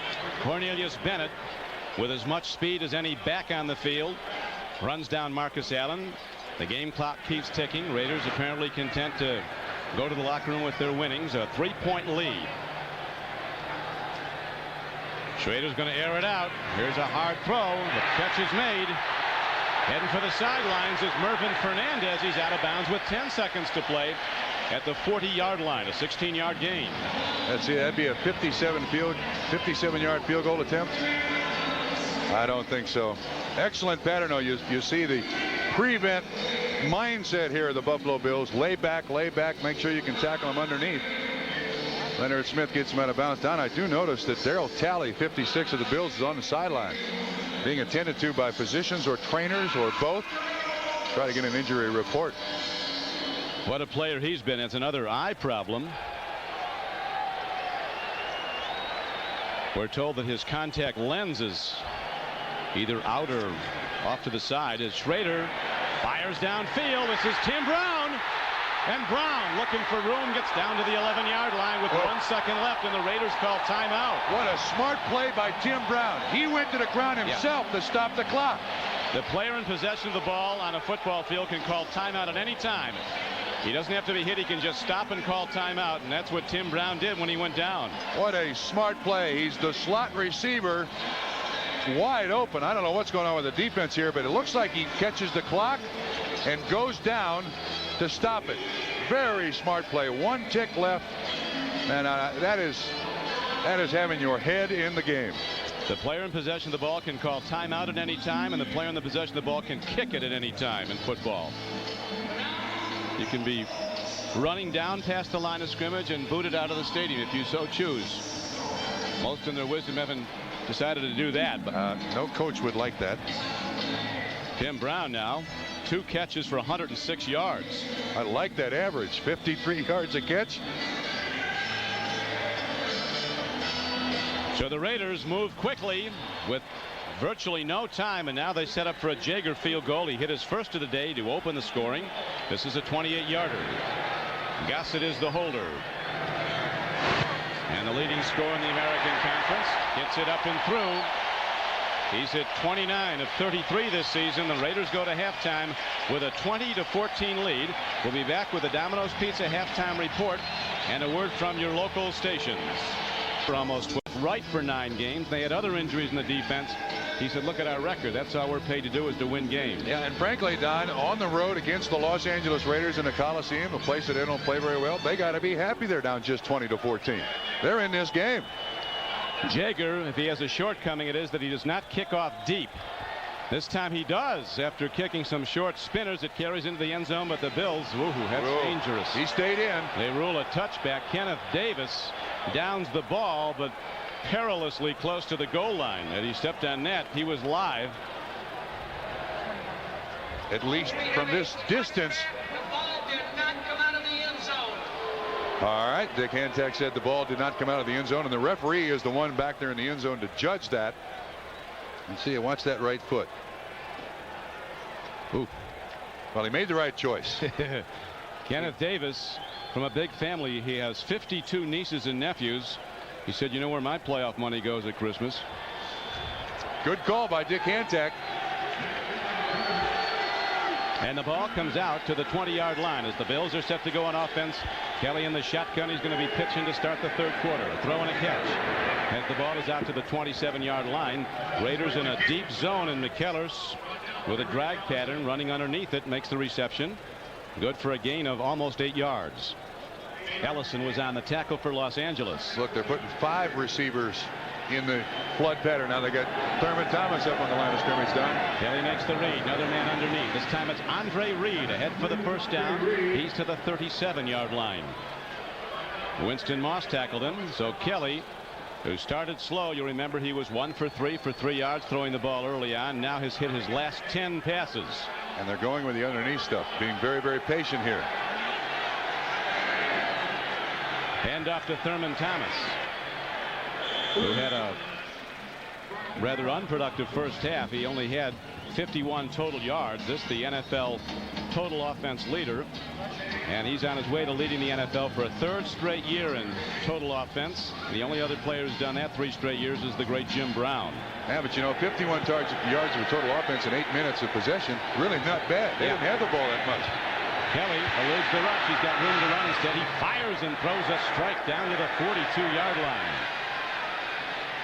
So Kelly throwing off balance, strong of arm, and now apparently going to wave it off Trump. Yeah, Andre Reed was the receiver. Marv Levy is beside himself on the sideline. Let's see if we can pick it up again.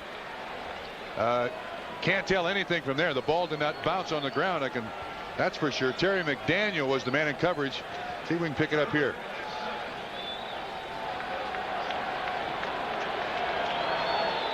Oh, I think that's a good call. That is an incomplete pass. And it brings up 3rd down. The Bills need 7.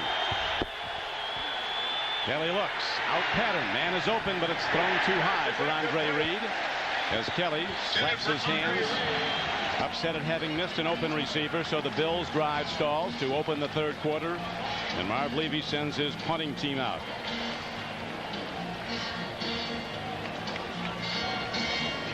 Tim Brown is back as Chris Moore, who's from Alabama, is ready to punt the ball. He's punted it well today, as you see.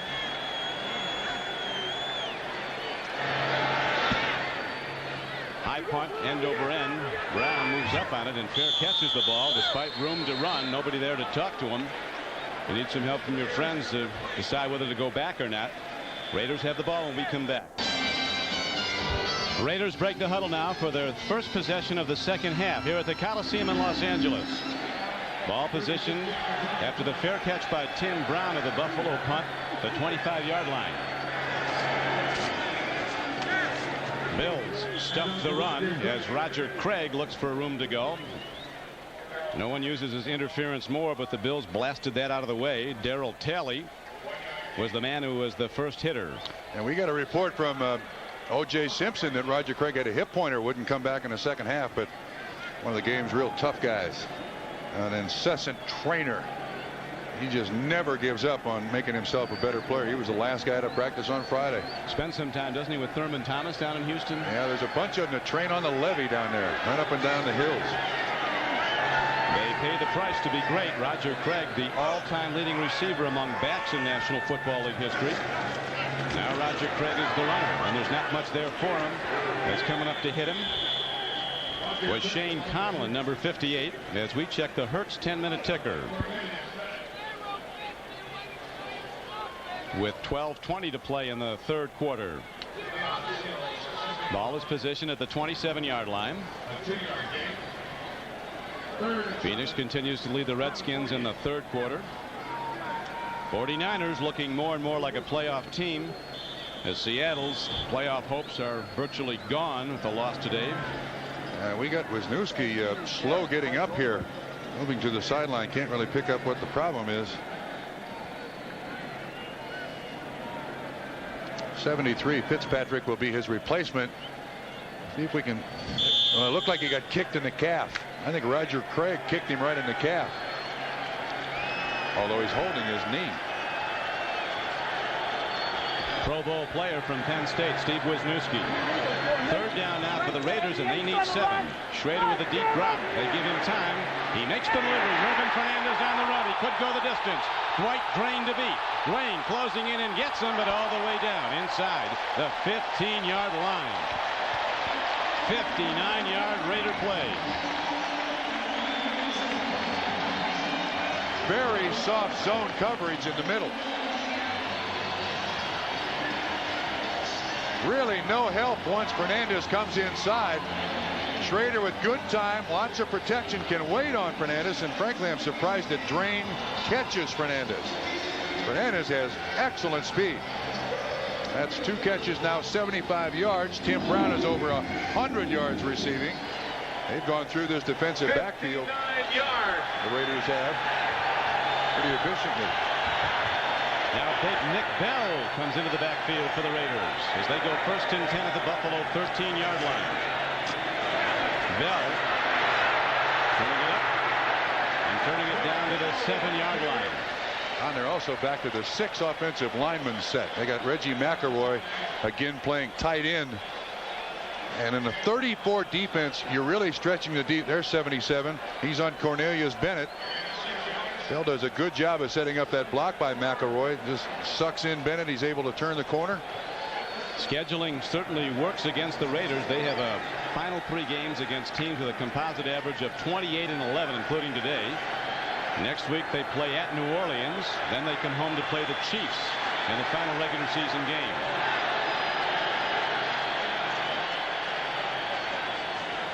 Bell drives down to the 5-yard line. It was a 2nd and 4 play, so he's very close, but not quite to the 1st down marker. Raiders again using a lot of clock, as Big Art Shell likes it. In a previous game we talked to Art Shell, and I said, do you have a tendency to look over the shoulder of the offensive line coach, having played tackle your entire career? He said, well, started out I didn't, but I can't avoid it. I'm always watching the offensive lineman. A soft-spoken gentleman, Art Shell, but is he in command? Wisniewski has a bruised knee, probably will return. 3rd down, less than 2 for the 1st down. And Bell works his way down close. It looks like he's got 4 new downs for the Raiders.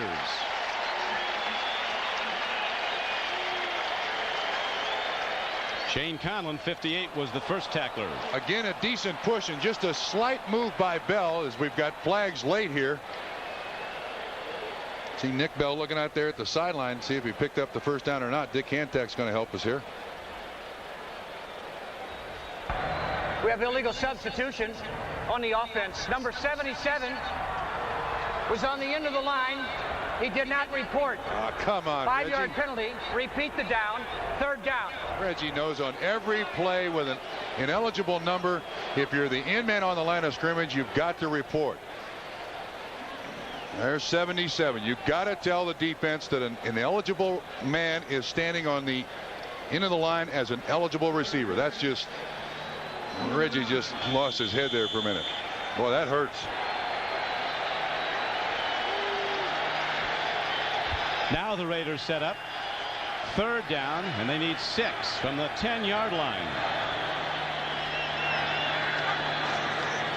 Marcus Allen cutting back. He's down close to a 1st down, appears to have it.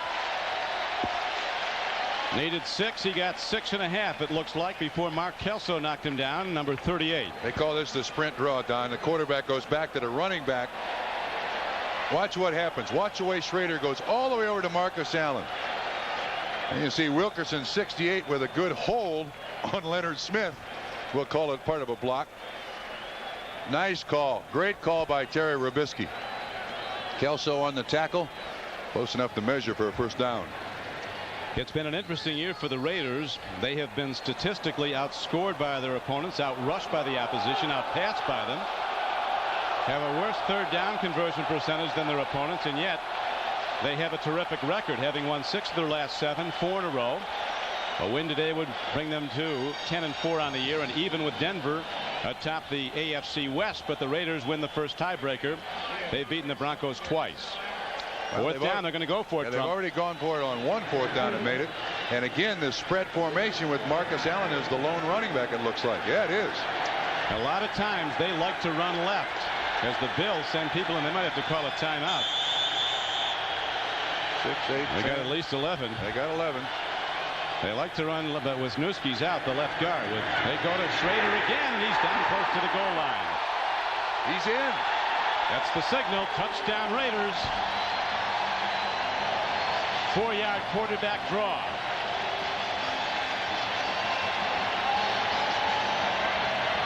Quarterback sneak. Yeah, that's what it was. Not the draw, the sneak. Again, great confidence in the center. Mosbar. Watch the shove. Right behind Mosbar indeed. Easy. Al Davis sitting there with Jim Otto. Yes. Into the end zone. So at the moment, the Raiders avenging that brutal defeat to the Bills in the AFC Championship game when they were beaten 51-3, as the Raiders have now extended their lead to 26-14. Don, I think they're reviewing this play. Well, he bounced short of the goal line. Yeah, I think they're looking at his knee.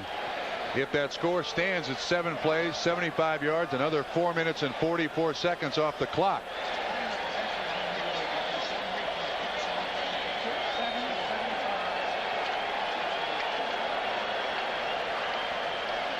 Here it is again. Where does the knee hit? He's not in. He's not. There has been a reversal. The ball is 1st and goal to be placed on the 2-foot line. They're not in, but they do have it point blank range with 1st down. Good push up front. There's the elbow down. That's a good call by Dick Hantak and Royal Cathcart, the replay official. Not in there, but it probably won't be long. There have been no turnovers.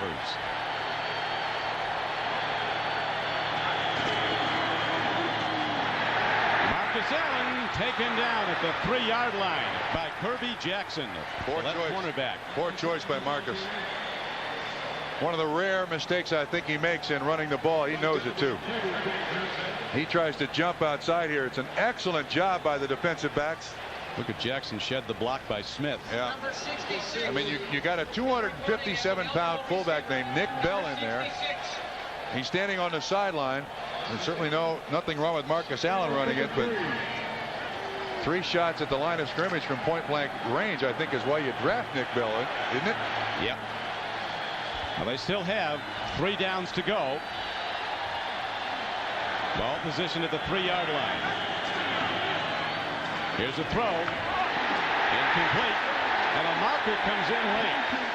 They're going to call Darryl Talley for interfering with tight end Andrew Glover. So that'll make it a 1st down.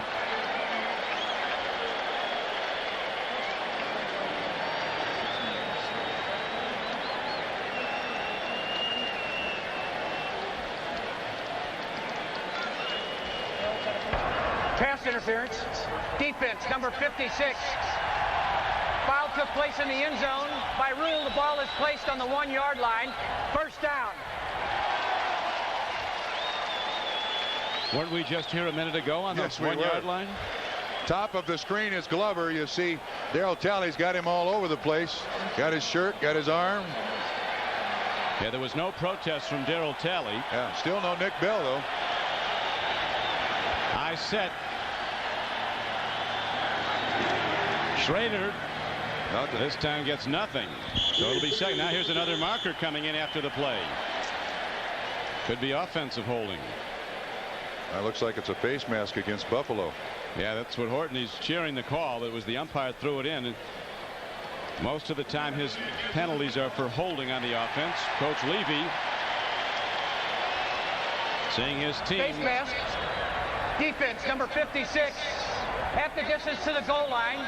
Still first down. Talley not having one of his best series here.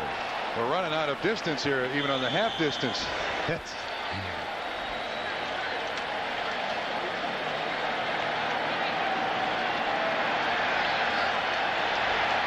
Raiders line up a foot from the Buffalo goal line. You see the ninth play of the drive. And the ninth play does it.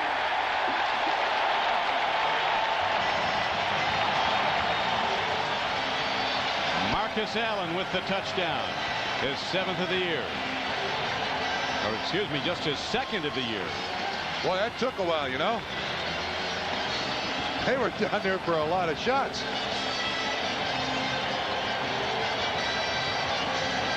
Allen is definitely in the end zone. From behind the defense, you see Shane Conlon coming up there. It's been a tough season for Marcus Allen. He entered this game with only 150 yards rushing for the season.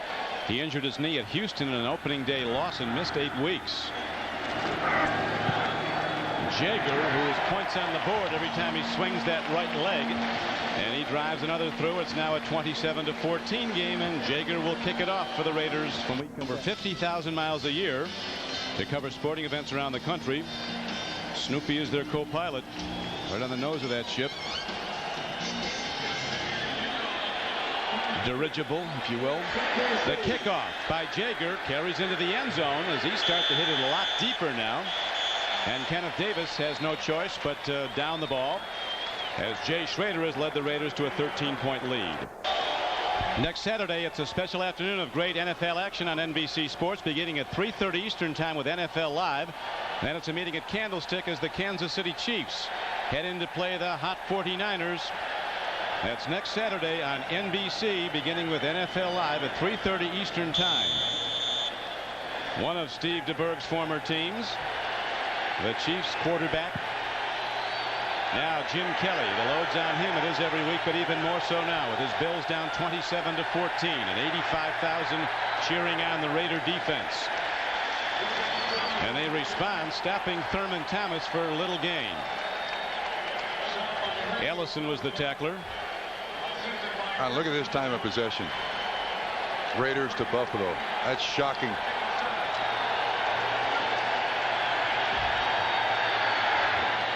Throw and a catch as again McKellar comes underneath. Raiders, Trump, have shut out James Lofton, their former teammate so far. He caught a ton of balls against him in that AFC Championship game, 2 for a long touchdown. Actually, they've done a great job on both outside receivers. You know, Andre Reed has not had a particularly good day either. It's been the inside guys who are coming up with the football. He's caught 2 for 18, has Andre Reed. And Lofton is shut out. You're right. McKellar's been the lead receiver, 6 catches for 34 yards. 3rd and short.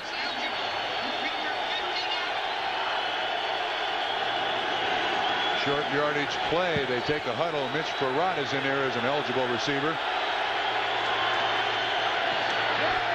Davis breaks it and then some more as he gets across the 35-yard line.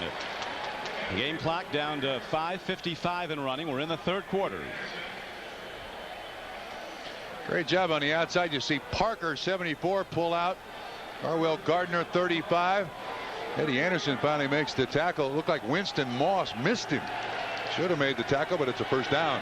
The Raider defense grades number 1 in the AFC. It looks to strike down on Andre Reed. It does, but about 7 yards downfield out to the 45-yard line. 2nd and 3. Tackler was cornerback Terry McDaniel. Andre Reed, another of the standout players from small colleges on the Bills team. He played at Kutztown State. Has been a first-team All-Pro receiver.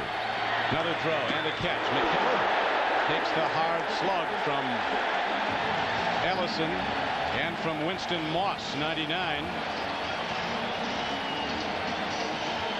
But he keeps on ticking and gets the ball ahead for a Bills first down. That's a tough basketball player right there. He's caught 7 passes today, 29 for the season.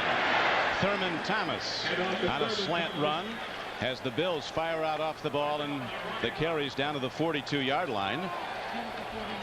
Buffalo moving the ball, but somehow they so often seem to stall before they can get it in. Don, you know, at this point in the game, they want the defense that they're playing worn out. Well, the defense of the Raiders has not been out there on the field enough to be worn out. Good point. Here's Thurman Thomas. He breaks it. And finally, submarining blockers to get through and make the tackle is Torrin Dorn, number 46, and the free safety Eddie Anderson. The house, Howard Ballard, was out in front. The right guard, Glenn Parker, weighs 325. At least. Weight of Howard Ballard, unknown. Way unknown. And way up there. But can he play? Kelly on first down. Lets it go deep. McKellar goes for the ball. And Kelly watched the end of that play from flat on his back as McKellar stopped his route. Trump, he'd have had it. Now, that's one of the downsides, I think, to the hurry-up offense. As you watch the hit on Jim Kelly, that's Davis right in his face. But when you run the hurry-up offense, your players are going to be fatigued too. And McKellar looked fatigued at the end of that pattern. The hands on hips, breathing through his mouth. Looks like a fighter in about the 12th round, doesn't he? It's not been easy. You see Kelly's numbers. He ranked 3rd in the NFL this week. There is a throw and a catch down to the 22-yard line. Al Edwards with a 14-yard gain, and Kelly with a laser-sharp throw right between the numbers. Gary Lewis is the man in coverage. Excellent pattern. Perfect timing by Jim Kelly. That's an indefensible pass. I mean, when you're running that precise and the ball gets there that quick, that's Edwards' second catch. And, of course, his biggest play was the kickoff return for the touchdown. Bills running the clock now, though. This is their 10th play of the drive. It's a first down play. Kelly against a 4-man rush stands in, makes the throw, makes the connection, and McKellar takes it to the 17-yard line. Eddie Anderson, the free safety, held on to bring him down. McKellar taking himself out of the game. Now, when you have this hurry-up offense, that's one of the rights the player has. All they got to do is look to the sideline. He'll get a breather. Metzelar's now in. No, yeah, Metzelar's is in a tight end. Kelly on 2nd and 5, and he's sacked. First of the day. Greg Townsend. His 12th of the season. But the Bills' offensive line has done a great job against this pass rush of the Los Angeles Raiders. This defense is set up for Townsend to get the sacks. You see, Howard Ballard really does a pretty good job. That's some sack by Greg Townsend. Finally went to the Pro Bowl. He's been one of the best throughout his career. Now in his 9th year from TCU. So the Bills have the long way to go now. 3rd down, they need 14, and there are markers everywhere. Yeah, that's no play. That's going to be on the offense. I think they're going to call this on the offense. Dick Hantak says. Ball start. Offense, number 67. The center. Move the ball prior to the snapping motion. 5 yards. Still 3rd down.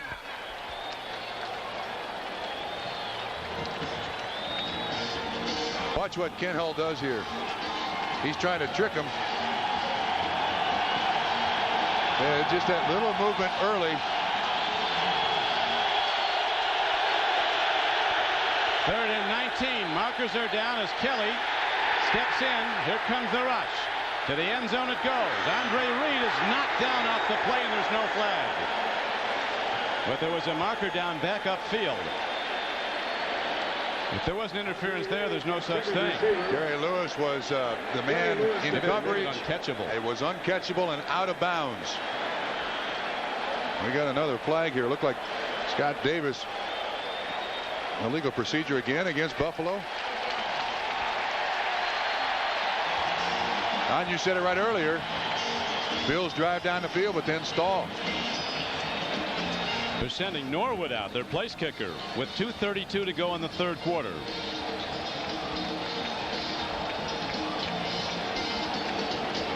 Still a formation on the offense. Number 69 not on the line of scrimmage. Penalty is declined. 4th down.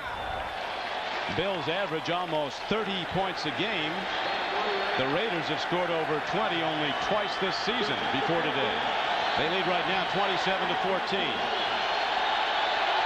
This Raider team can block a field goal too, Don. 49-yard attempt.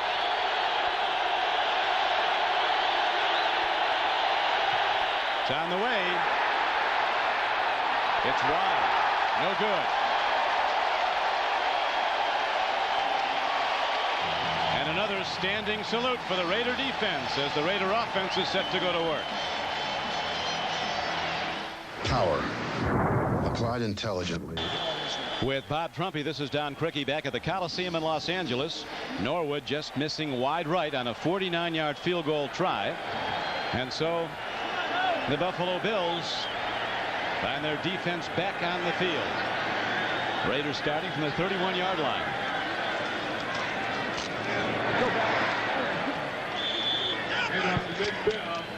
Nick Bell doesn't get much. Coming up to get him was Carlton Bailey, number 54, and Darryl Talley as we look at the Hertz 10-minute ticker. Skins down 14-0 at one point, have come back to tie Phoenix in the 4th quarter. Right now, the Buffalo Bills defense got to be thinking turnover. Of course, the Raiders thinking the same thing, so I would certainly imagine they'd be very, very conservative. There's Walt Corey, defensive coordinator. He needs the ball back in the hands of the offense with the short field. No turnovers in the game. Mark Levy said the difference the last time we played the Raiders, we forced 7 turnovers and didn't turn it over at all. Here's a good ball on the field, but it rolls out of bounds before Leonard Smith can get to it. Cornelius Bennett was there to knock it free from Nick Bell. Lucky break. Watch 97. He just strips the ball. Steve Smith is the guy who's going to block him. Lucky this ball goes out of bounds. Raiders maintain possession at that spot. Well, Bennett, you can see the defense of the Bills now taking a little more chance getting across that line of scrimmage. They need to get the ball back in the hands of the offense in a hurry. Marcus Allen now comes into the Raiders backfield. Fumblers are quick to the bench in this league. We saw Koye, Kansas City, one of the best. He fumbled twice 1 week and played virtually not at all the next. Screen pass and well done to Marcus Allen. He gets some blocks, then gets some yardage on his own. And he's knocked out of bounds at the 35-yard line, short of a 1st down. And Raider fans are calling for a late hit. There was an 11-yard gain. Yeah, it was Mike Lodish. On the ground is Max Montoya, number 65 of the Raiders. He took a knee to the head.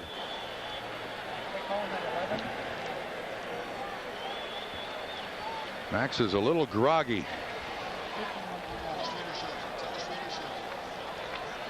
I think we can see what happens to Max Montoya here. He's at her on the screen. He's the guy right here. The first guy that hits him doesn't catch his head, but the next guy does. It looks like it's is that Bennett that hits his knee on his head? Anyway, Max is slow getting up, wondering what he made contact with. Here's watch 65. Right now Max is coming off, but he's on Dream Street. Yeah, it is Bennett. This is a terrific football player from UCLA. A critical error by your former team, Trump. Absolutely. Cincinnati.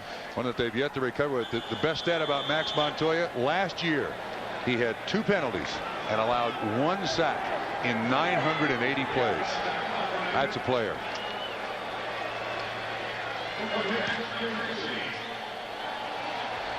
Clifford Hicks is back to get the punt. His last was 59 yards. His return, this one is a fair catch, and the Bills offense will try again from their 28-yard line. NFL Charities announced a $100,000 grant to the fight against paralysis. The recipients of the NFL Charities grant are the Miami Project to Cure Paralysis and the Kent Waldrop Paralysis Foundation. NFL Charities was formed by the NFL teams in 1973 so that the clubs could effectively make grants to worthy national causes. Since then, NFL Charities has made grant commitments of more than $13 million. A dark, overcast day as the afternoon wears on here in Southern California. No lights are on at the Coliseum. It is dark. Our cameras are able to open their irises and really allow more light than is here. The advantage you have on the field, of course, is, and you can see down there it's a little better, but it's overcast here in Los Angeles, and they should put the lights on. Lousy excuse for the team behind, but it's an excuse, huh?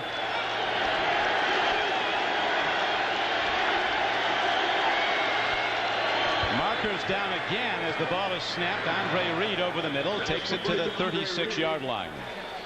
Ellison was there to hit him along with Winston Moss. There's a lot of open room for short patterns, but once the receiver makes the catch in that Raiders zone, there's another motion penalty called against the Bills. The receiver pays. Oh, Don, throughout this game, illegal motion, offense, number 80, 5-yard penalty, repeat the down, first down. That's on James Lofton, but throughout this game, the incentive for home field advantage in the NFL on the road, just not enough. They win the division last week for the 4th straight year. They're looking for home field advantage, but the Bills have just not been sharp, Don. No, they have not.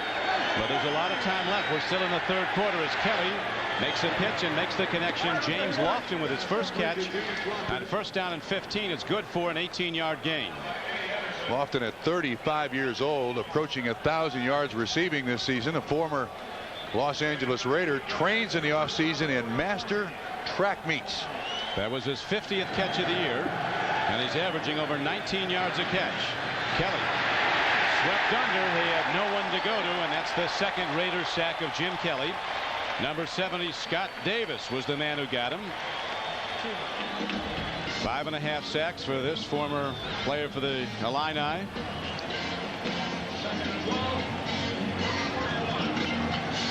Kent Hull, the Buffalo center, talks about the $10 words that Coach Marv Levy uses. Said he could be making them up for all we know. There's just a lot of head shaking going on. Marv's going to have some interesting words about this.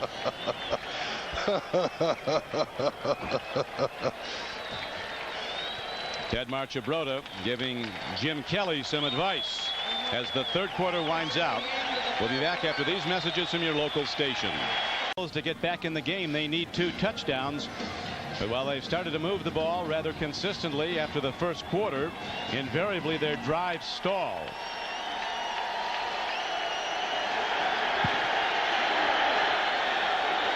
Now Jim Kelly sets up 2nd down. He needs 12.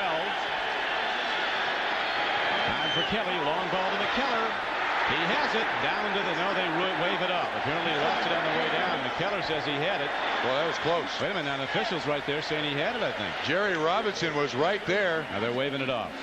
See if we can pick this up. No, it was out. Definitely out. Yeah. Good second look. Our producer today for NBC Sports is Victor Frank. Our director, Richard Klein. The executive producer of NBC Sports is Terry O'Neill. Coordinating producer of NFL football, John Faratzis. Here's another look. You look at the end of the play, hard to pick up. Is the ball loose? That's stripped away. Great job by Jerry Robinson. To this point, LA 376 yards offense. Buffalo 197, Don. Audible at the line of scrimmage. 3rd down, and Kelly needs 12. There's the throw to an open man, Andre Reed. He didn't get there. Cutting back now, the mark is going to be apparently ahead for the 1st down. The linesman's coming out, marking the ball at the Raiders' 47-yard line. Ronnie Lott was the tackler, so it's ruled that Reed was thrown back, that his forward progress did get him the 1st down. That's almost inconsequential because at this stage in the ball game, down by 13 points, you're going to go for it on 4th down anyway. And it's hard to review a play when you've got this hurry-up offense. Buffalo goes right back to the line of scrimmage, Don. Another throw to McKellar as Keith McKellar, who's from McNeese State in Louisiana, catching a ton of passes today. That's his 9th, Don. Not for a lot of yards, 53 yards. Still, though, the Raiders would rather have McKellar catch it than Thurman Thomas, and that's the design of the defense. Let him catch it. We don't want it in the hands of Thurman Thomas. Kelly throws, and Lofton, extending himself, comes down with the ball on a superior play by James Lofton. A 16-yard gain, and with 13:38 to play, the Bills inch closer to the goal line. You can see the zone coverage by the Los Angeles Raiders dropping back deep. That was Lionel Washington reading through the receiver to the quarterback.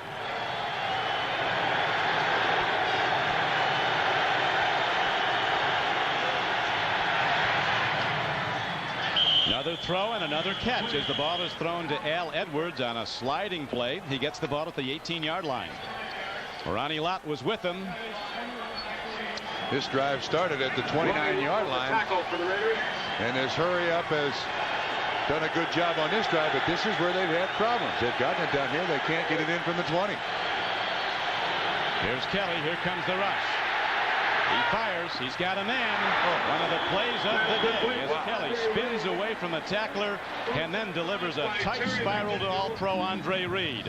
First down, Bills inside the 10-yard line. First and goal. He turns his back to the defense. Got a guy hanging all over him, Anthony Smith, and he still makes the completion for 11 yards. That is an All-Pro play. 5 catches, 48 yards for Andre Reed. Not been able to get deep yet today. Game clock running. 12 minutes and 35 seconds to play. Bills down by 13. Very tough to call signals as the Raiders on their sideline are waving to the crowd to get the noise level up, and they're responding. Blitz. Seaver went down. Andre Reed says he was knocked down. The official says no. That ball was perilously close to being intercepted. Watch coming right up the middle. Both linebackers. Moss 99 is untouched. But it looked like there was contact. 36 McDaniel was the closest man to Andre Reed. No flag. Second and goal from the 8-yard line. Audible again, Don.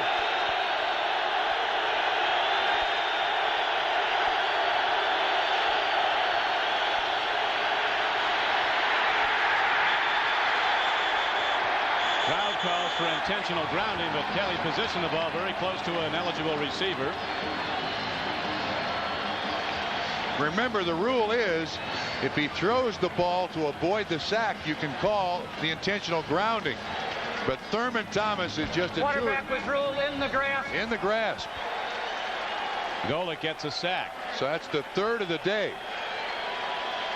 Actually, that's the way they used to call in the grasp a couple of years ago. This year, they've been a lot more lenient.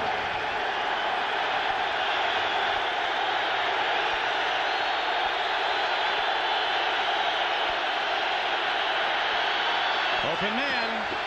Incomplete. Lofton.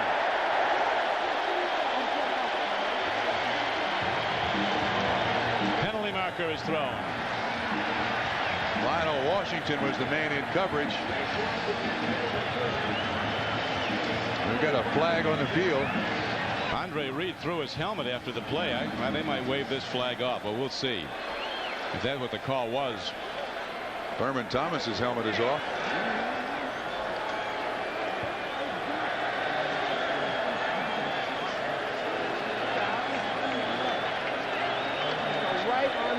They might be rethinking this if this is going to.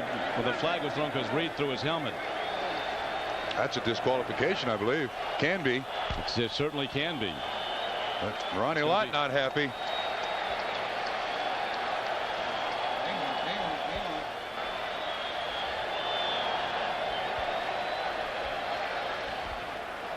There is no foul on the play. That's what I thought, huh? They waved it off. Was not in anger over a call. No foul. Fourth down. What was not in anger? Throwing the helmet? Yeah. What is it if you throw your helmet if it's not in anger? What is this, a shot put contest? Bowling? What? Throwing helmets for distance and accuracy. I see. I understand. Point out the bullseye out there for me. 11:59 to go. The Raiders have not turned the ball over, and the Bills have not sacked Jay Schrader. Norwood 0 for 1 today, but it was a 49-yarder. This is a 32-yard attempt.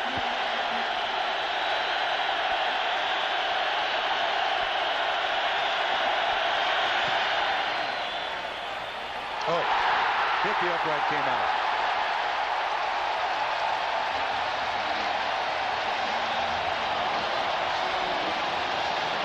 Again, the Bills drive, and again, the Bills come away empty.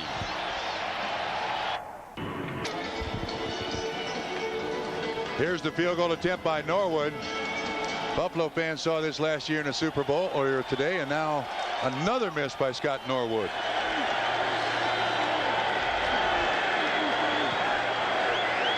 The Raiders will be looking to run the ball on the clock now with a 27-14 lead, 11:54 to play. Marcus Allen behind his interference, and he takes it across the 20 as we go to New York now for an update at NFL Live. Here's Bob Costas. Looks like the Lions will finish the season unbeaten at home. They'll go 8-0. Watch this play. The Jets fumble. Tracy Hayworth picks it up, goes 28 yards for the touchdown. That widens the Lions' advantage to 34-17 at home in the fourth quarter over the Jets. Back out to the Coliseum. Well, with 11:24 to go, the Raiders have the lead and the ball before 85,000 plus.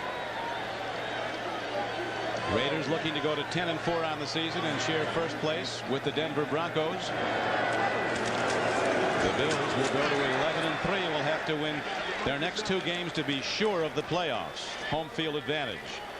As we look at the starter 10-minute ticker. Kansas City, they win that tiebreaker, and Kansas City comes here the last game of the season. This is a huge win for the Los Angeles Raiders, Don. Their scheduling is tough, but we're a long way from having this won with 10:24 to play. Raiders with a power set. Double tight ends and an I-formation. The ball on the field. Bills got it. Has the ball. So the first turnover goes to the Bills at the 28-yard line. I think it was Darryl Talley that came up with it, Don.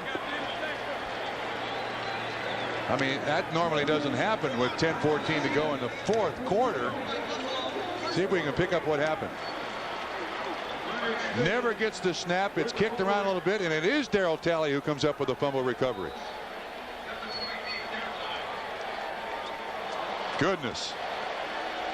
Last two. Boy, you relax for a minute in this game, and that pointed ball bites you.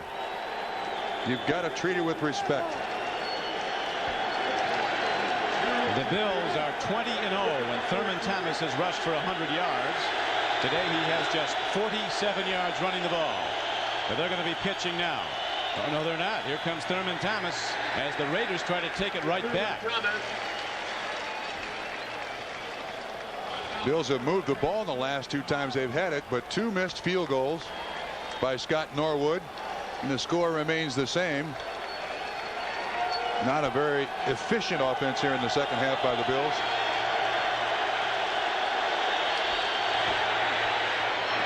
Marker down, interception. The ball caromed off Lofton and was taken by Ronnie Lott. If the play goes for the Raiders, it'll be his 8th interception. He is the NFL leader, but there's a marker down in the Bills' backfield. Hey, what do we do here? Did you see anybody tackle Ronnie Lott? Did they make contact with him? I think Lofton did. A guy discarded by the San Francisco 49ers. Now leads the NFL in interceptions with 8. Tripping on the offense. Penalty is declined. First down, Los Angeles. Marv Levy not happy. Wants to talk to the official. Lofton lets it get by him. Lott right there. You know, he was not tackled. He was knocked down by his own man. He was not tackled. I think that's what Marv Levy is complaining about. Nobody put him to the ground. They could take it out of his hands and run it in for a touchdown. Ronnie Lott, I brought up the point. Was there contact by Lofton? Yes, you see the right leg. So when Ronnie Lott rolls over, or James Lofton, there is contact and he is down. 8th interception. What a player. Only great. Maybe the only player that has been a first-team All-Pro player as both a cornerback and a safety. Did that in those championship years with the 49ers. 9:42 to play. Raiders with a 13-point lead, and they go to the power game. With rookie Nick Bell, all 255 pounds of him, takes the ball to the 20-yard line. Tackled by Shane Conlon. To the Bills with a golden opportunity, and they cough it right up. This has been a This has been a game of missed opportunities for Buffalo, Don. Carlton Bailey assisted on the tackle.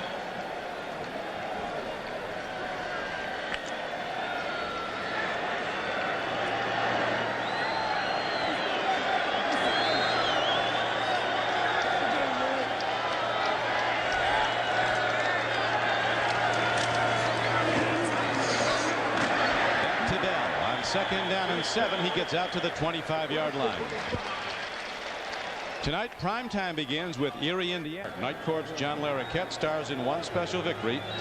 That's tonight on NBC.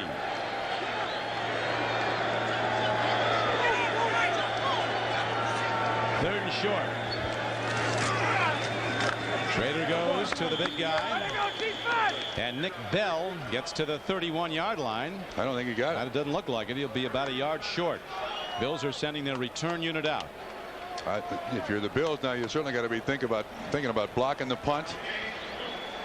You need the short field for the offense. Art Shell not happy that they couldn't convert that third and short. Buffalo they're still in there plugging. Bennett makes the tackle. I think Buffalo would be all over this punt.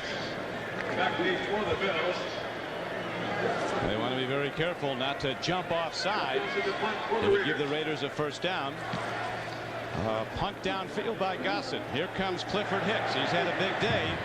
This time the Raiders shut him down. Cut off the angles and take him under at the 33-yard line. Raiders continue to lead by 13 points. Don CRIQUI with Bob Trumpy. An enormously important game for the Raiders. Should they win it and the Bills and the Raiders finish with the same record, and should they go to the AFC Championship game again, be here. Not in Western. Whole new ball game. Yeah, not in Western New York where Buffalo likes it. But look, as we said earlier, Don, winning the division last week just, in my estimation, took the edge off the Bills. There is no way against a team like the Raiders on the road you can come out here and play with the same intensity. Bills can be assured the home field by winning their next two. As the throw goes to Thurman Thomas out to the 42-yard line, and you know next week it'll be the Indianapolis Colts playoff game. They're about as far from the playoffs as you can get. Could pick first in the draft. There's a marker down, but the Colts will be pumped to play the Bills, hoping to knock them out of home field. Personal foul, roughing the passer, defense, number 70, 15 yards, first down. Well, that's Scott Davis. We don't need any of that. At the end of the play, Davis comes from the far side. And well, I don't know that. I thought he treated him with a little respect there. Didn't just throw him down. Nevertheless, the penalty.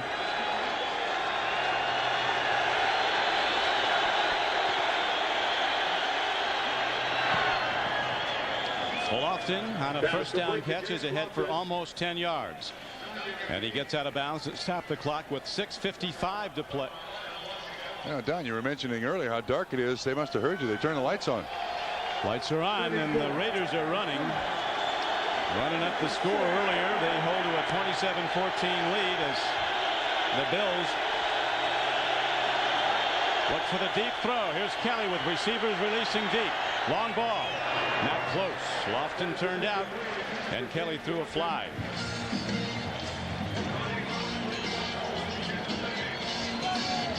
Bills a victor over the New York Jets last week. They won their first 5 games, did the Bills, then lost badly at Kansas City.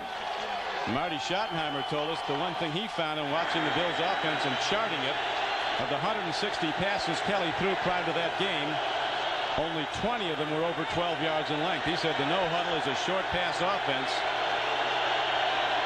They stopped it. Another short pass, but it's good for a first down and a 3rd and 1 play. Yeah, you know, Don, the other thing is that's McKellar's 10th catch of the day, Don. The other thing is this is with all the hurry up, it disguises a great rushing offense. The best there is in the National Football League. So they disguised a lot of things.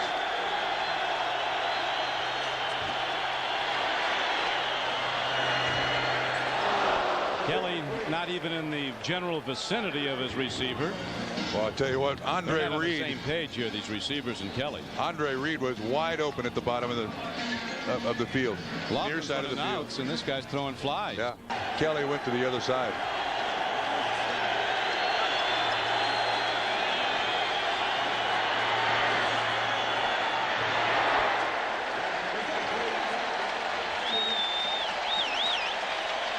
Edwards, the intended receiver.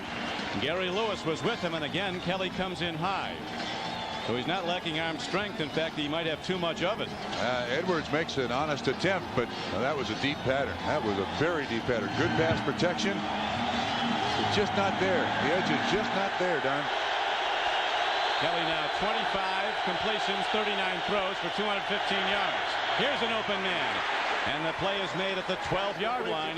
It's a first down for the Bills with 5:50 to play, an 18-yard gain. Lofton's got to be very close to 1,000 yards now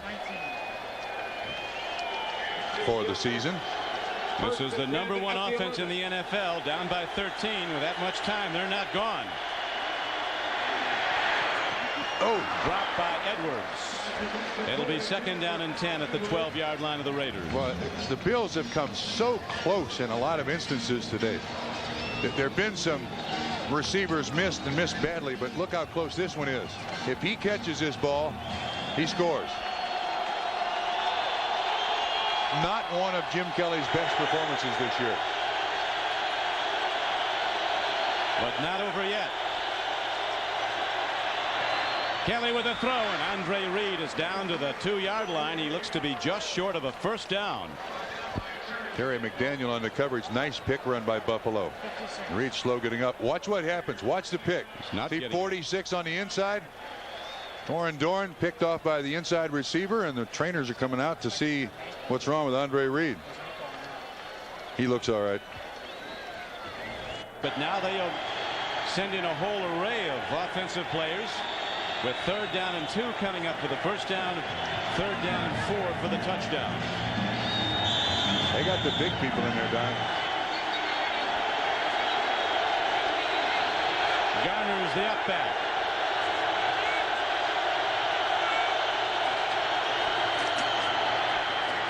First down Buffalo, down to the 1-yard line. Ellison makes the stop on Kenneth Davis. Metzelaars goes in motion. The defense kind of looks outside a little bit. Nice pull by Parker, 74. He kicks out the defensive back. They're staying with the big people too here, Don. Art Shell talking to us about Kelly. He said he's a guy like John Elway. He believes he'll make something happen. Right now it is Kenneth Davis down to the goal line and not in, and precious time ticks away on Buffalo. 4:30 to play. Yeah, there's a guy they said wouldn't be back in the game. Yeah, Eddie Anderson. He's out of play.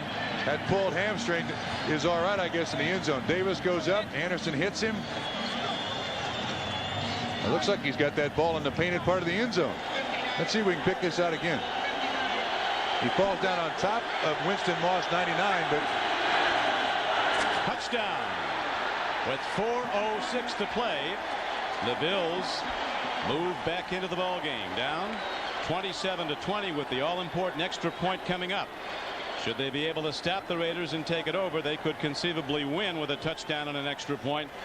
But the Raiders will have a lot to say about that. Kenneth Davis, 3rd touchdown.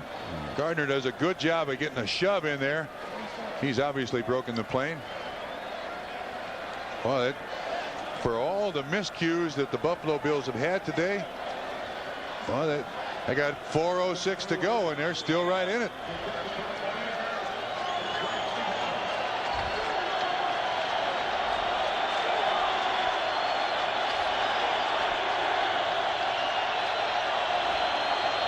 Play drive, 67 yards.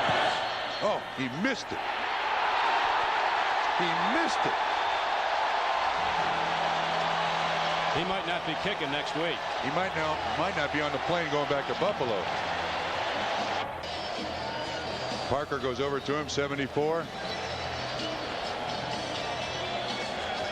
A kicker who misses an extra point in a crucial game is a lonely guy. Talks to special teams coach Bruce DeHaven. I guess when it goes wrong, you don't know why it went wrong. I know Jeff Jaeger talking to him, Trump, as we look at the starter 10-minute ticker. Norwood had been hot. He'd had some trouble early in the season. Missed 5 of his first 10. And he hit 9 in a row. And he's missed on 7 points today. 2 field goals and that extra point. The Bills trail by 7 points. Here is the kickoff downfield, and Jamie Holland will run it back. Bills special teams get him. There's markers down, though, where the Bills lined up the kickoff. They were offside on the kickoff. Marcus Allen was back there returning that kickoff. He gets up limp. He gets up limping badly. Marcus Allen was back there on that kickoff, Don. Offside on the kicking team, number 87. 5-yard penalty with a re-kick. Boy, what an expensive choice to put him back there. That's the knee he hurt in the first game of the season. It hasn't been 100% well, he told us Friday. See if we can pick something up. Boy, something just gave way. I don't think anybody on the Raiders sideline realized he had done something. It was Jamie Holland who ran it back, and Marcus Allen was in to block. Well, he's also an up back in case it was a short kick. They had a partial hands team in there, skill position players, in case the Bills had an outside. There's Holland. There's 32 making the block. Has somebody hit him? Jamie Holland ran the kickoff back. Yeah. Marcus Allen was a blocker. I could not see anything happen to him.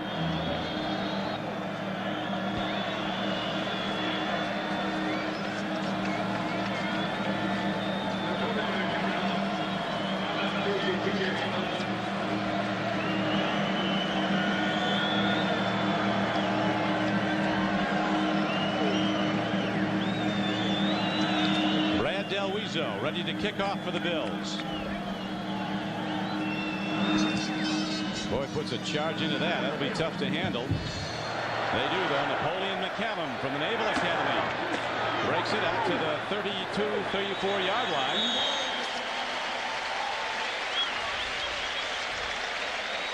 Coming up next Saturday on NFL. The AFC West, one of the premier divisions again, almost short of sending 3 teams to the playoffs again, Trump. Denver 10-4. The Raiders, with the lead and 3:46 to go, will be 10-4 if they hold on. But the Buffalo defense will be hunting the ball.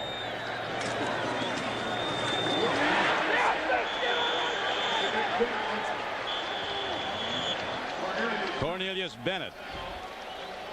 And Buffalo, with 3 timeouts, very smartly stops the clock. This is a 40-second timeout.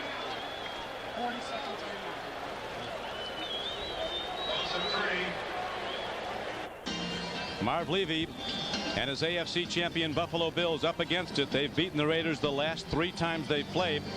But those 3 wins were all at Rich Stadium in Orchard Park, New York. Now, with some misses, an interesting point you brought up, Trump, about 7 points missed by the place kicker, although one was some 49-yard field goal that was just wide. Still, though, it was long enough. It was wide. Raiders holding to that lead, now have 2nd down coming up, and they need 13. Nick Bell. Bills get him. He got back a couple of yards. Game clock running down to 3:27 to play. Look, this time Buffalo's choice not to call the timeout with it's 3rd down and 11 now. The 2-minute drill at the end of a half or a game, certainly when you're behind, is not a 2-minute drill at all. It's really like 3 or 3.5 minutes.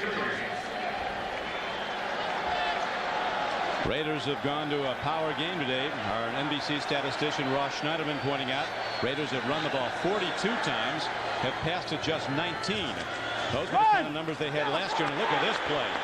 Shooting the gap was number 46, the strong safety Leonard Smith. And now the Bills call a timeout with 2:47 to play, and the Raiders send out their punter with the Bills down by 7.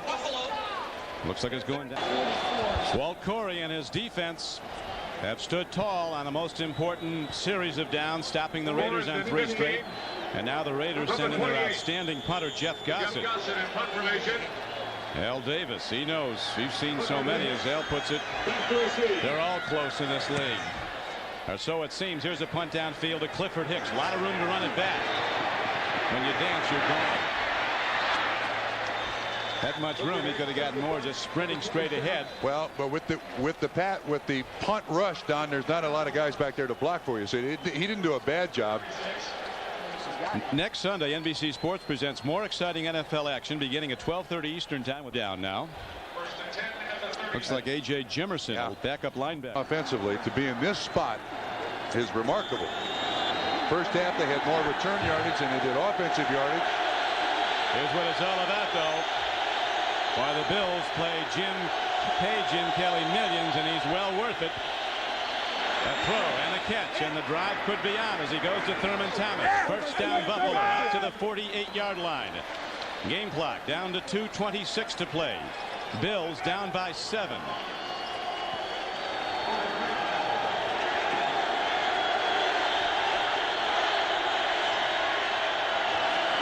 Throw and a catch. Thurman Thomas is on the run. Dancing and driving and down to the 38-yard line. This is good for 15 yards. Now, the reason this is working now to Thurman Thomas is that the Raiders' choice defensively is a 4-man front, 1 linebacker, and 6 defensive backs. Thomas has been open. Big Art Shell been on the playing field as a Raider. 15 years, is one of the best tackles in the history of the game. And the Raiders turned it right around the day they named him head coach. Now he finds his team up against it. The #1 offense in the NFL, moving the ball with the Raiders holding a 7-point lead. A blitz. Kelly releases. Man's open. Incomplete at the 5-yard line as they went to Andre Reed, and Terry McDaniel with that big burst of speed came back to make the ground up and cover. There was pressure on Jim Kelly. Don Ellison, the linebacker, coming. Raiders taking a chance defensively. That was Jim Kelly's 46th pass attempt of the day, a high for the season. Kelly's still alive. Here's a penalty marker, though. He throws, and Thurman Thomas catches the ball. Might be holding, though. At least Scott Davis of the Raiders is signaling that, but he doesn't count. Holding it is. Scott Davis was right. That was a 16-yard pickup on a brilliant catch by Thurman Thomas. And by the way, the Raiders have gone back to the 4-2-5. They're doubling Thurman Thomas again.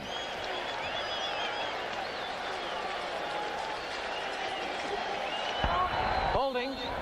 Offense. Number 69, 10-yard penalty. Repeat the down. 2nd down. That's on Will Wolford. See if we can pick it up on the right-hand side. Yeah, you see Wolford just takes down Davis.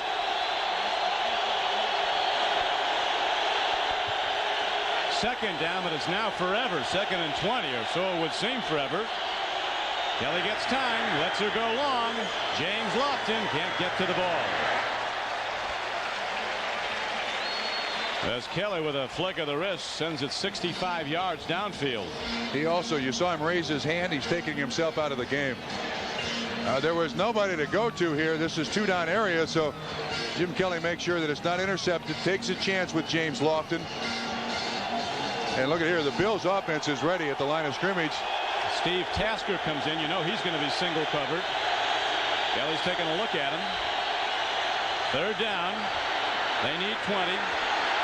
He throws. Thurman Thomas will dance, and he cuts inside, and Thurman Thomas inside the 30 and very close to a 1st down. He got 18 yards on a 3rd and 20 play. They got 1 timeout left. They ought to use it here. They do. Yep. Buffalo, their 3rd and final timeout. This is a 40-second timeout.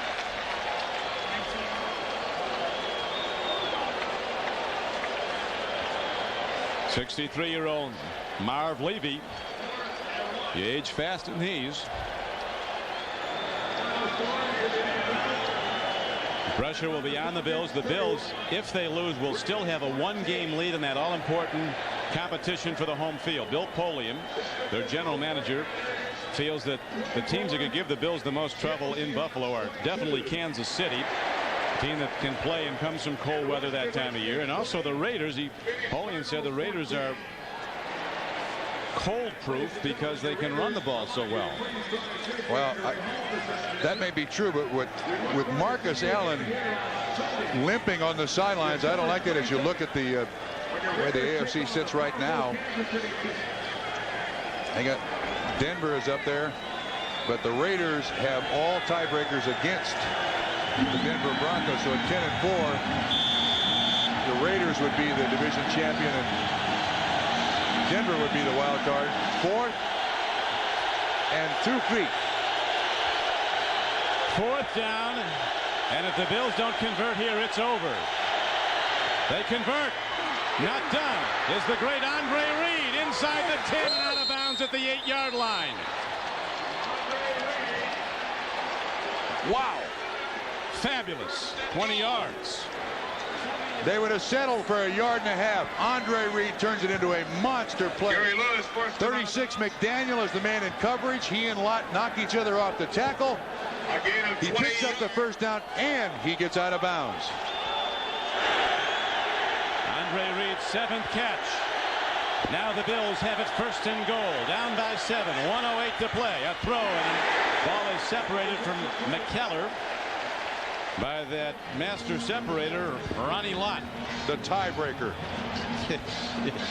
There's Scott Norwood on the sideline. If he makes that extra point, this touchdown that they're driving for is a game-winning touchdown. Doran all over McKellar and Ronnie Lott. Times it seems like there's like 4 42s out there, don't they? Yeah, it really. A plan B. 49ers didn't protect him, and he came back to Los Angeles, where he started as a collegian at USC. Here's a throw. Touchdown, Buffalo. Whoa. James Lofton with a minute to go. They pay him millions, and he's worth all of it. Jim Kelly and James Lofton, who was quiet through the first half, and now we have the all-important point after, and it's Del Weezo. Is that Del Weezo Trump coming out? No, it's Norwood. It's Norwood. All right, they're going with Scott. Boy, can this kick erase some memories.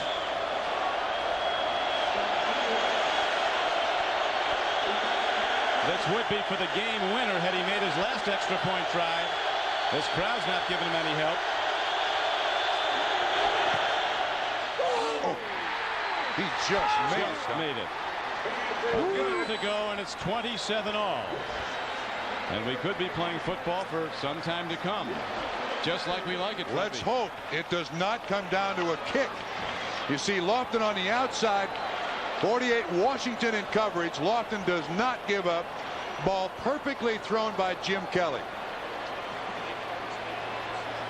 Absolutely sensational. 8 plays, 64 yards, 1 minute and 36 seconds, perfectly thrown.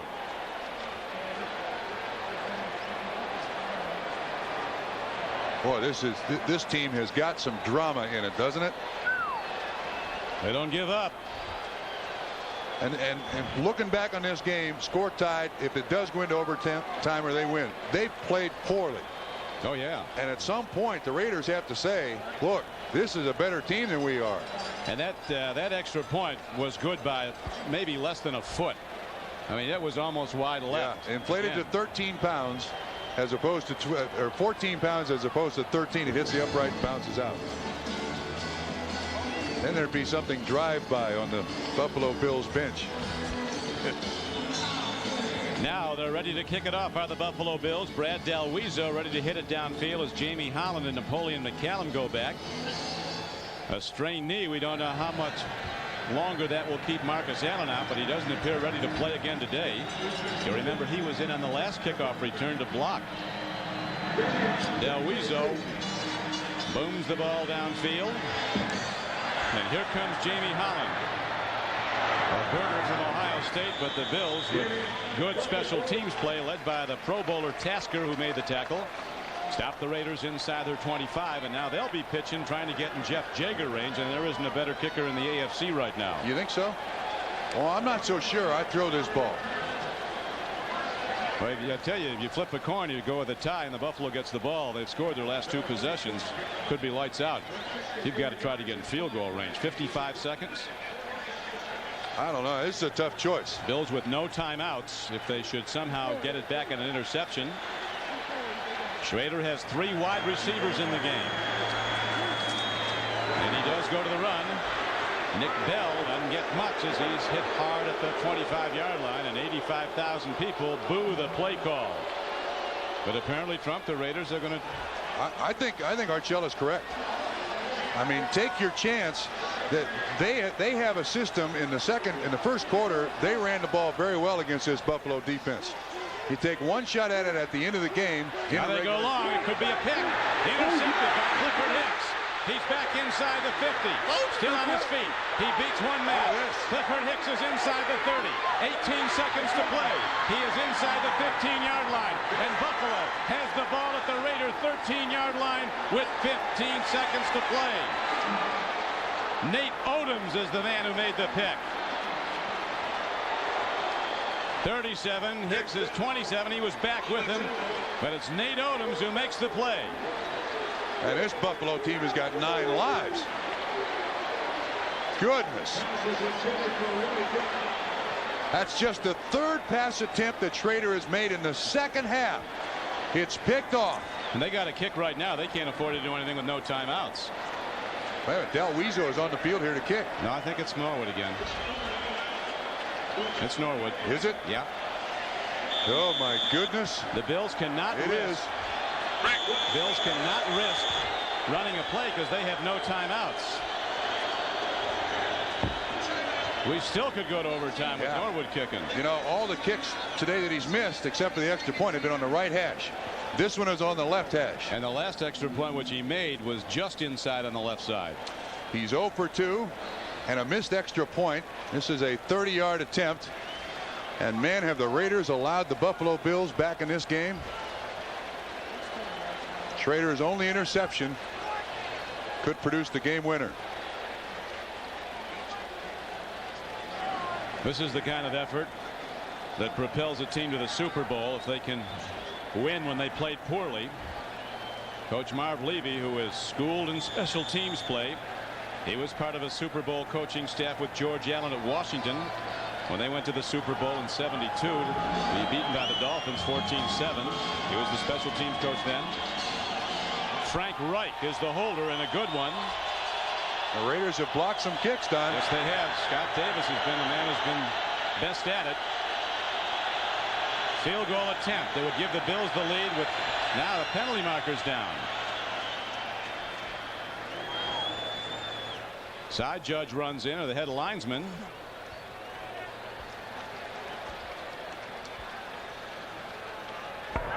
False start. Offense. Center moved the ball. 5-yard penalty. Kent Hull is a Pro Bowl player, but not having a Pro Bowl day. Wow. I think this all started when the Buffalo Bills charter, the company they normally charter for, went out of business this week. They had to find another plane in 2 days. But he's got a chance to redeem himself here. Be a 36-yarder. Norwood can kick it from a lot farther than that. Distance is no problem. Accuracy will decide this.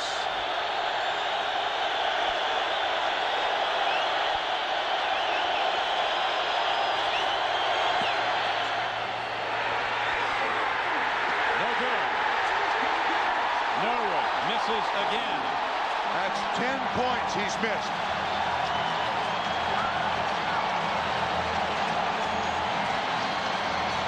It's impressive as a lot of his teammates coming out to say it's okay, but it's not okay.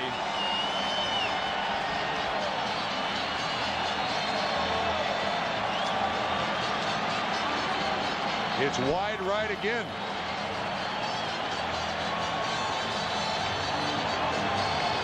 Possible points he's missed today.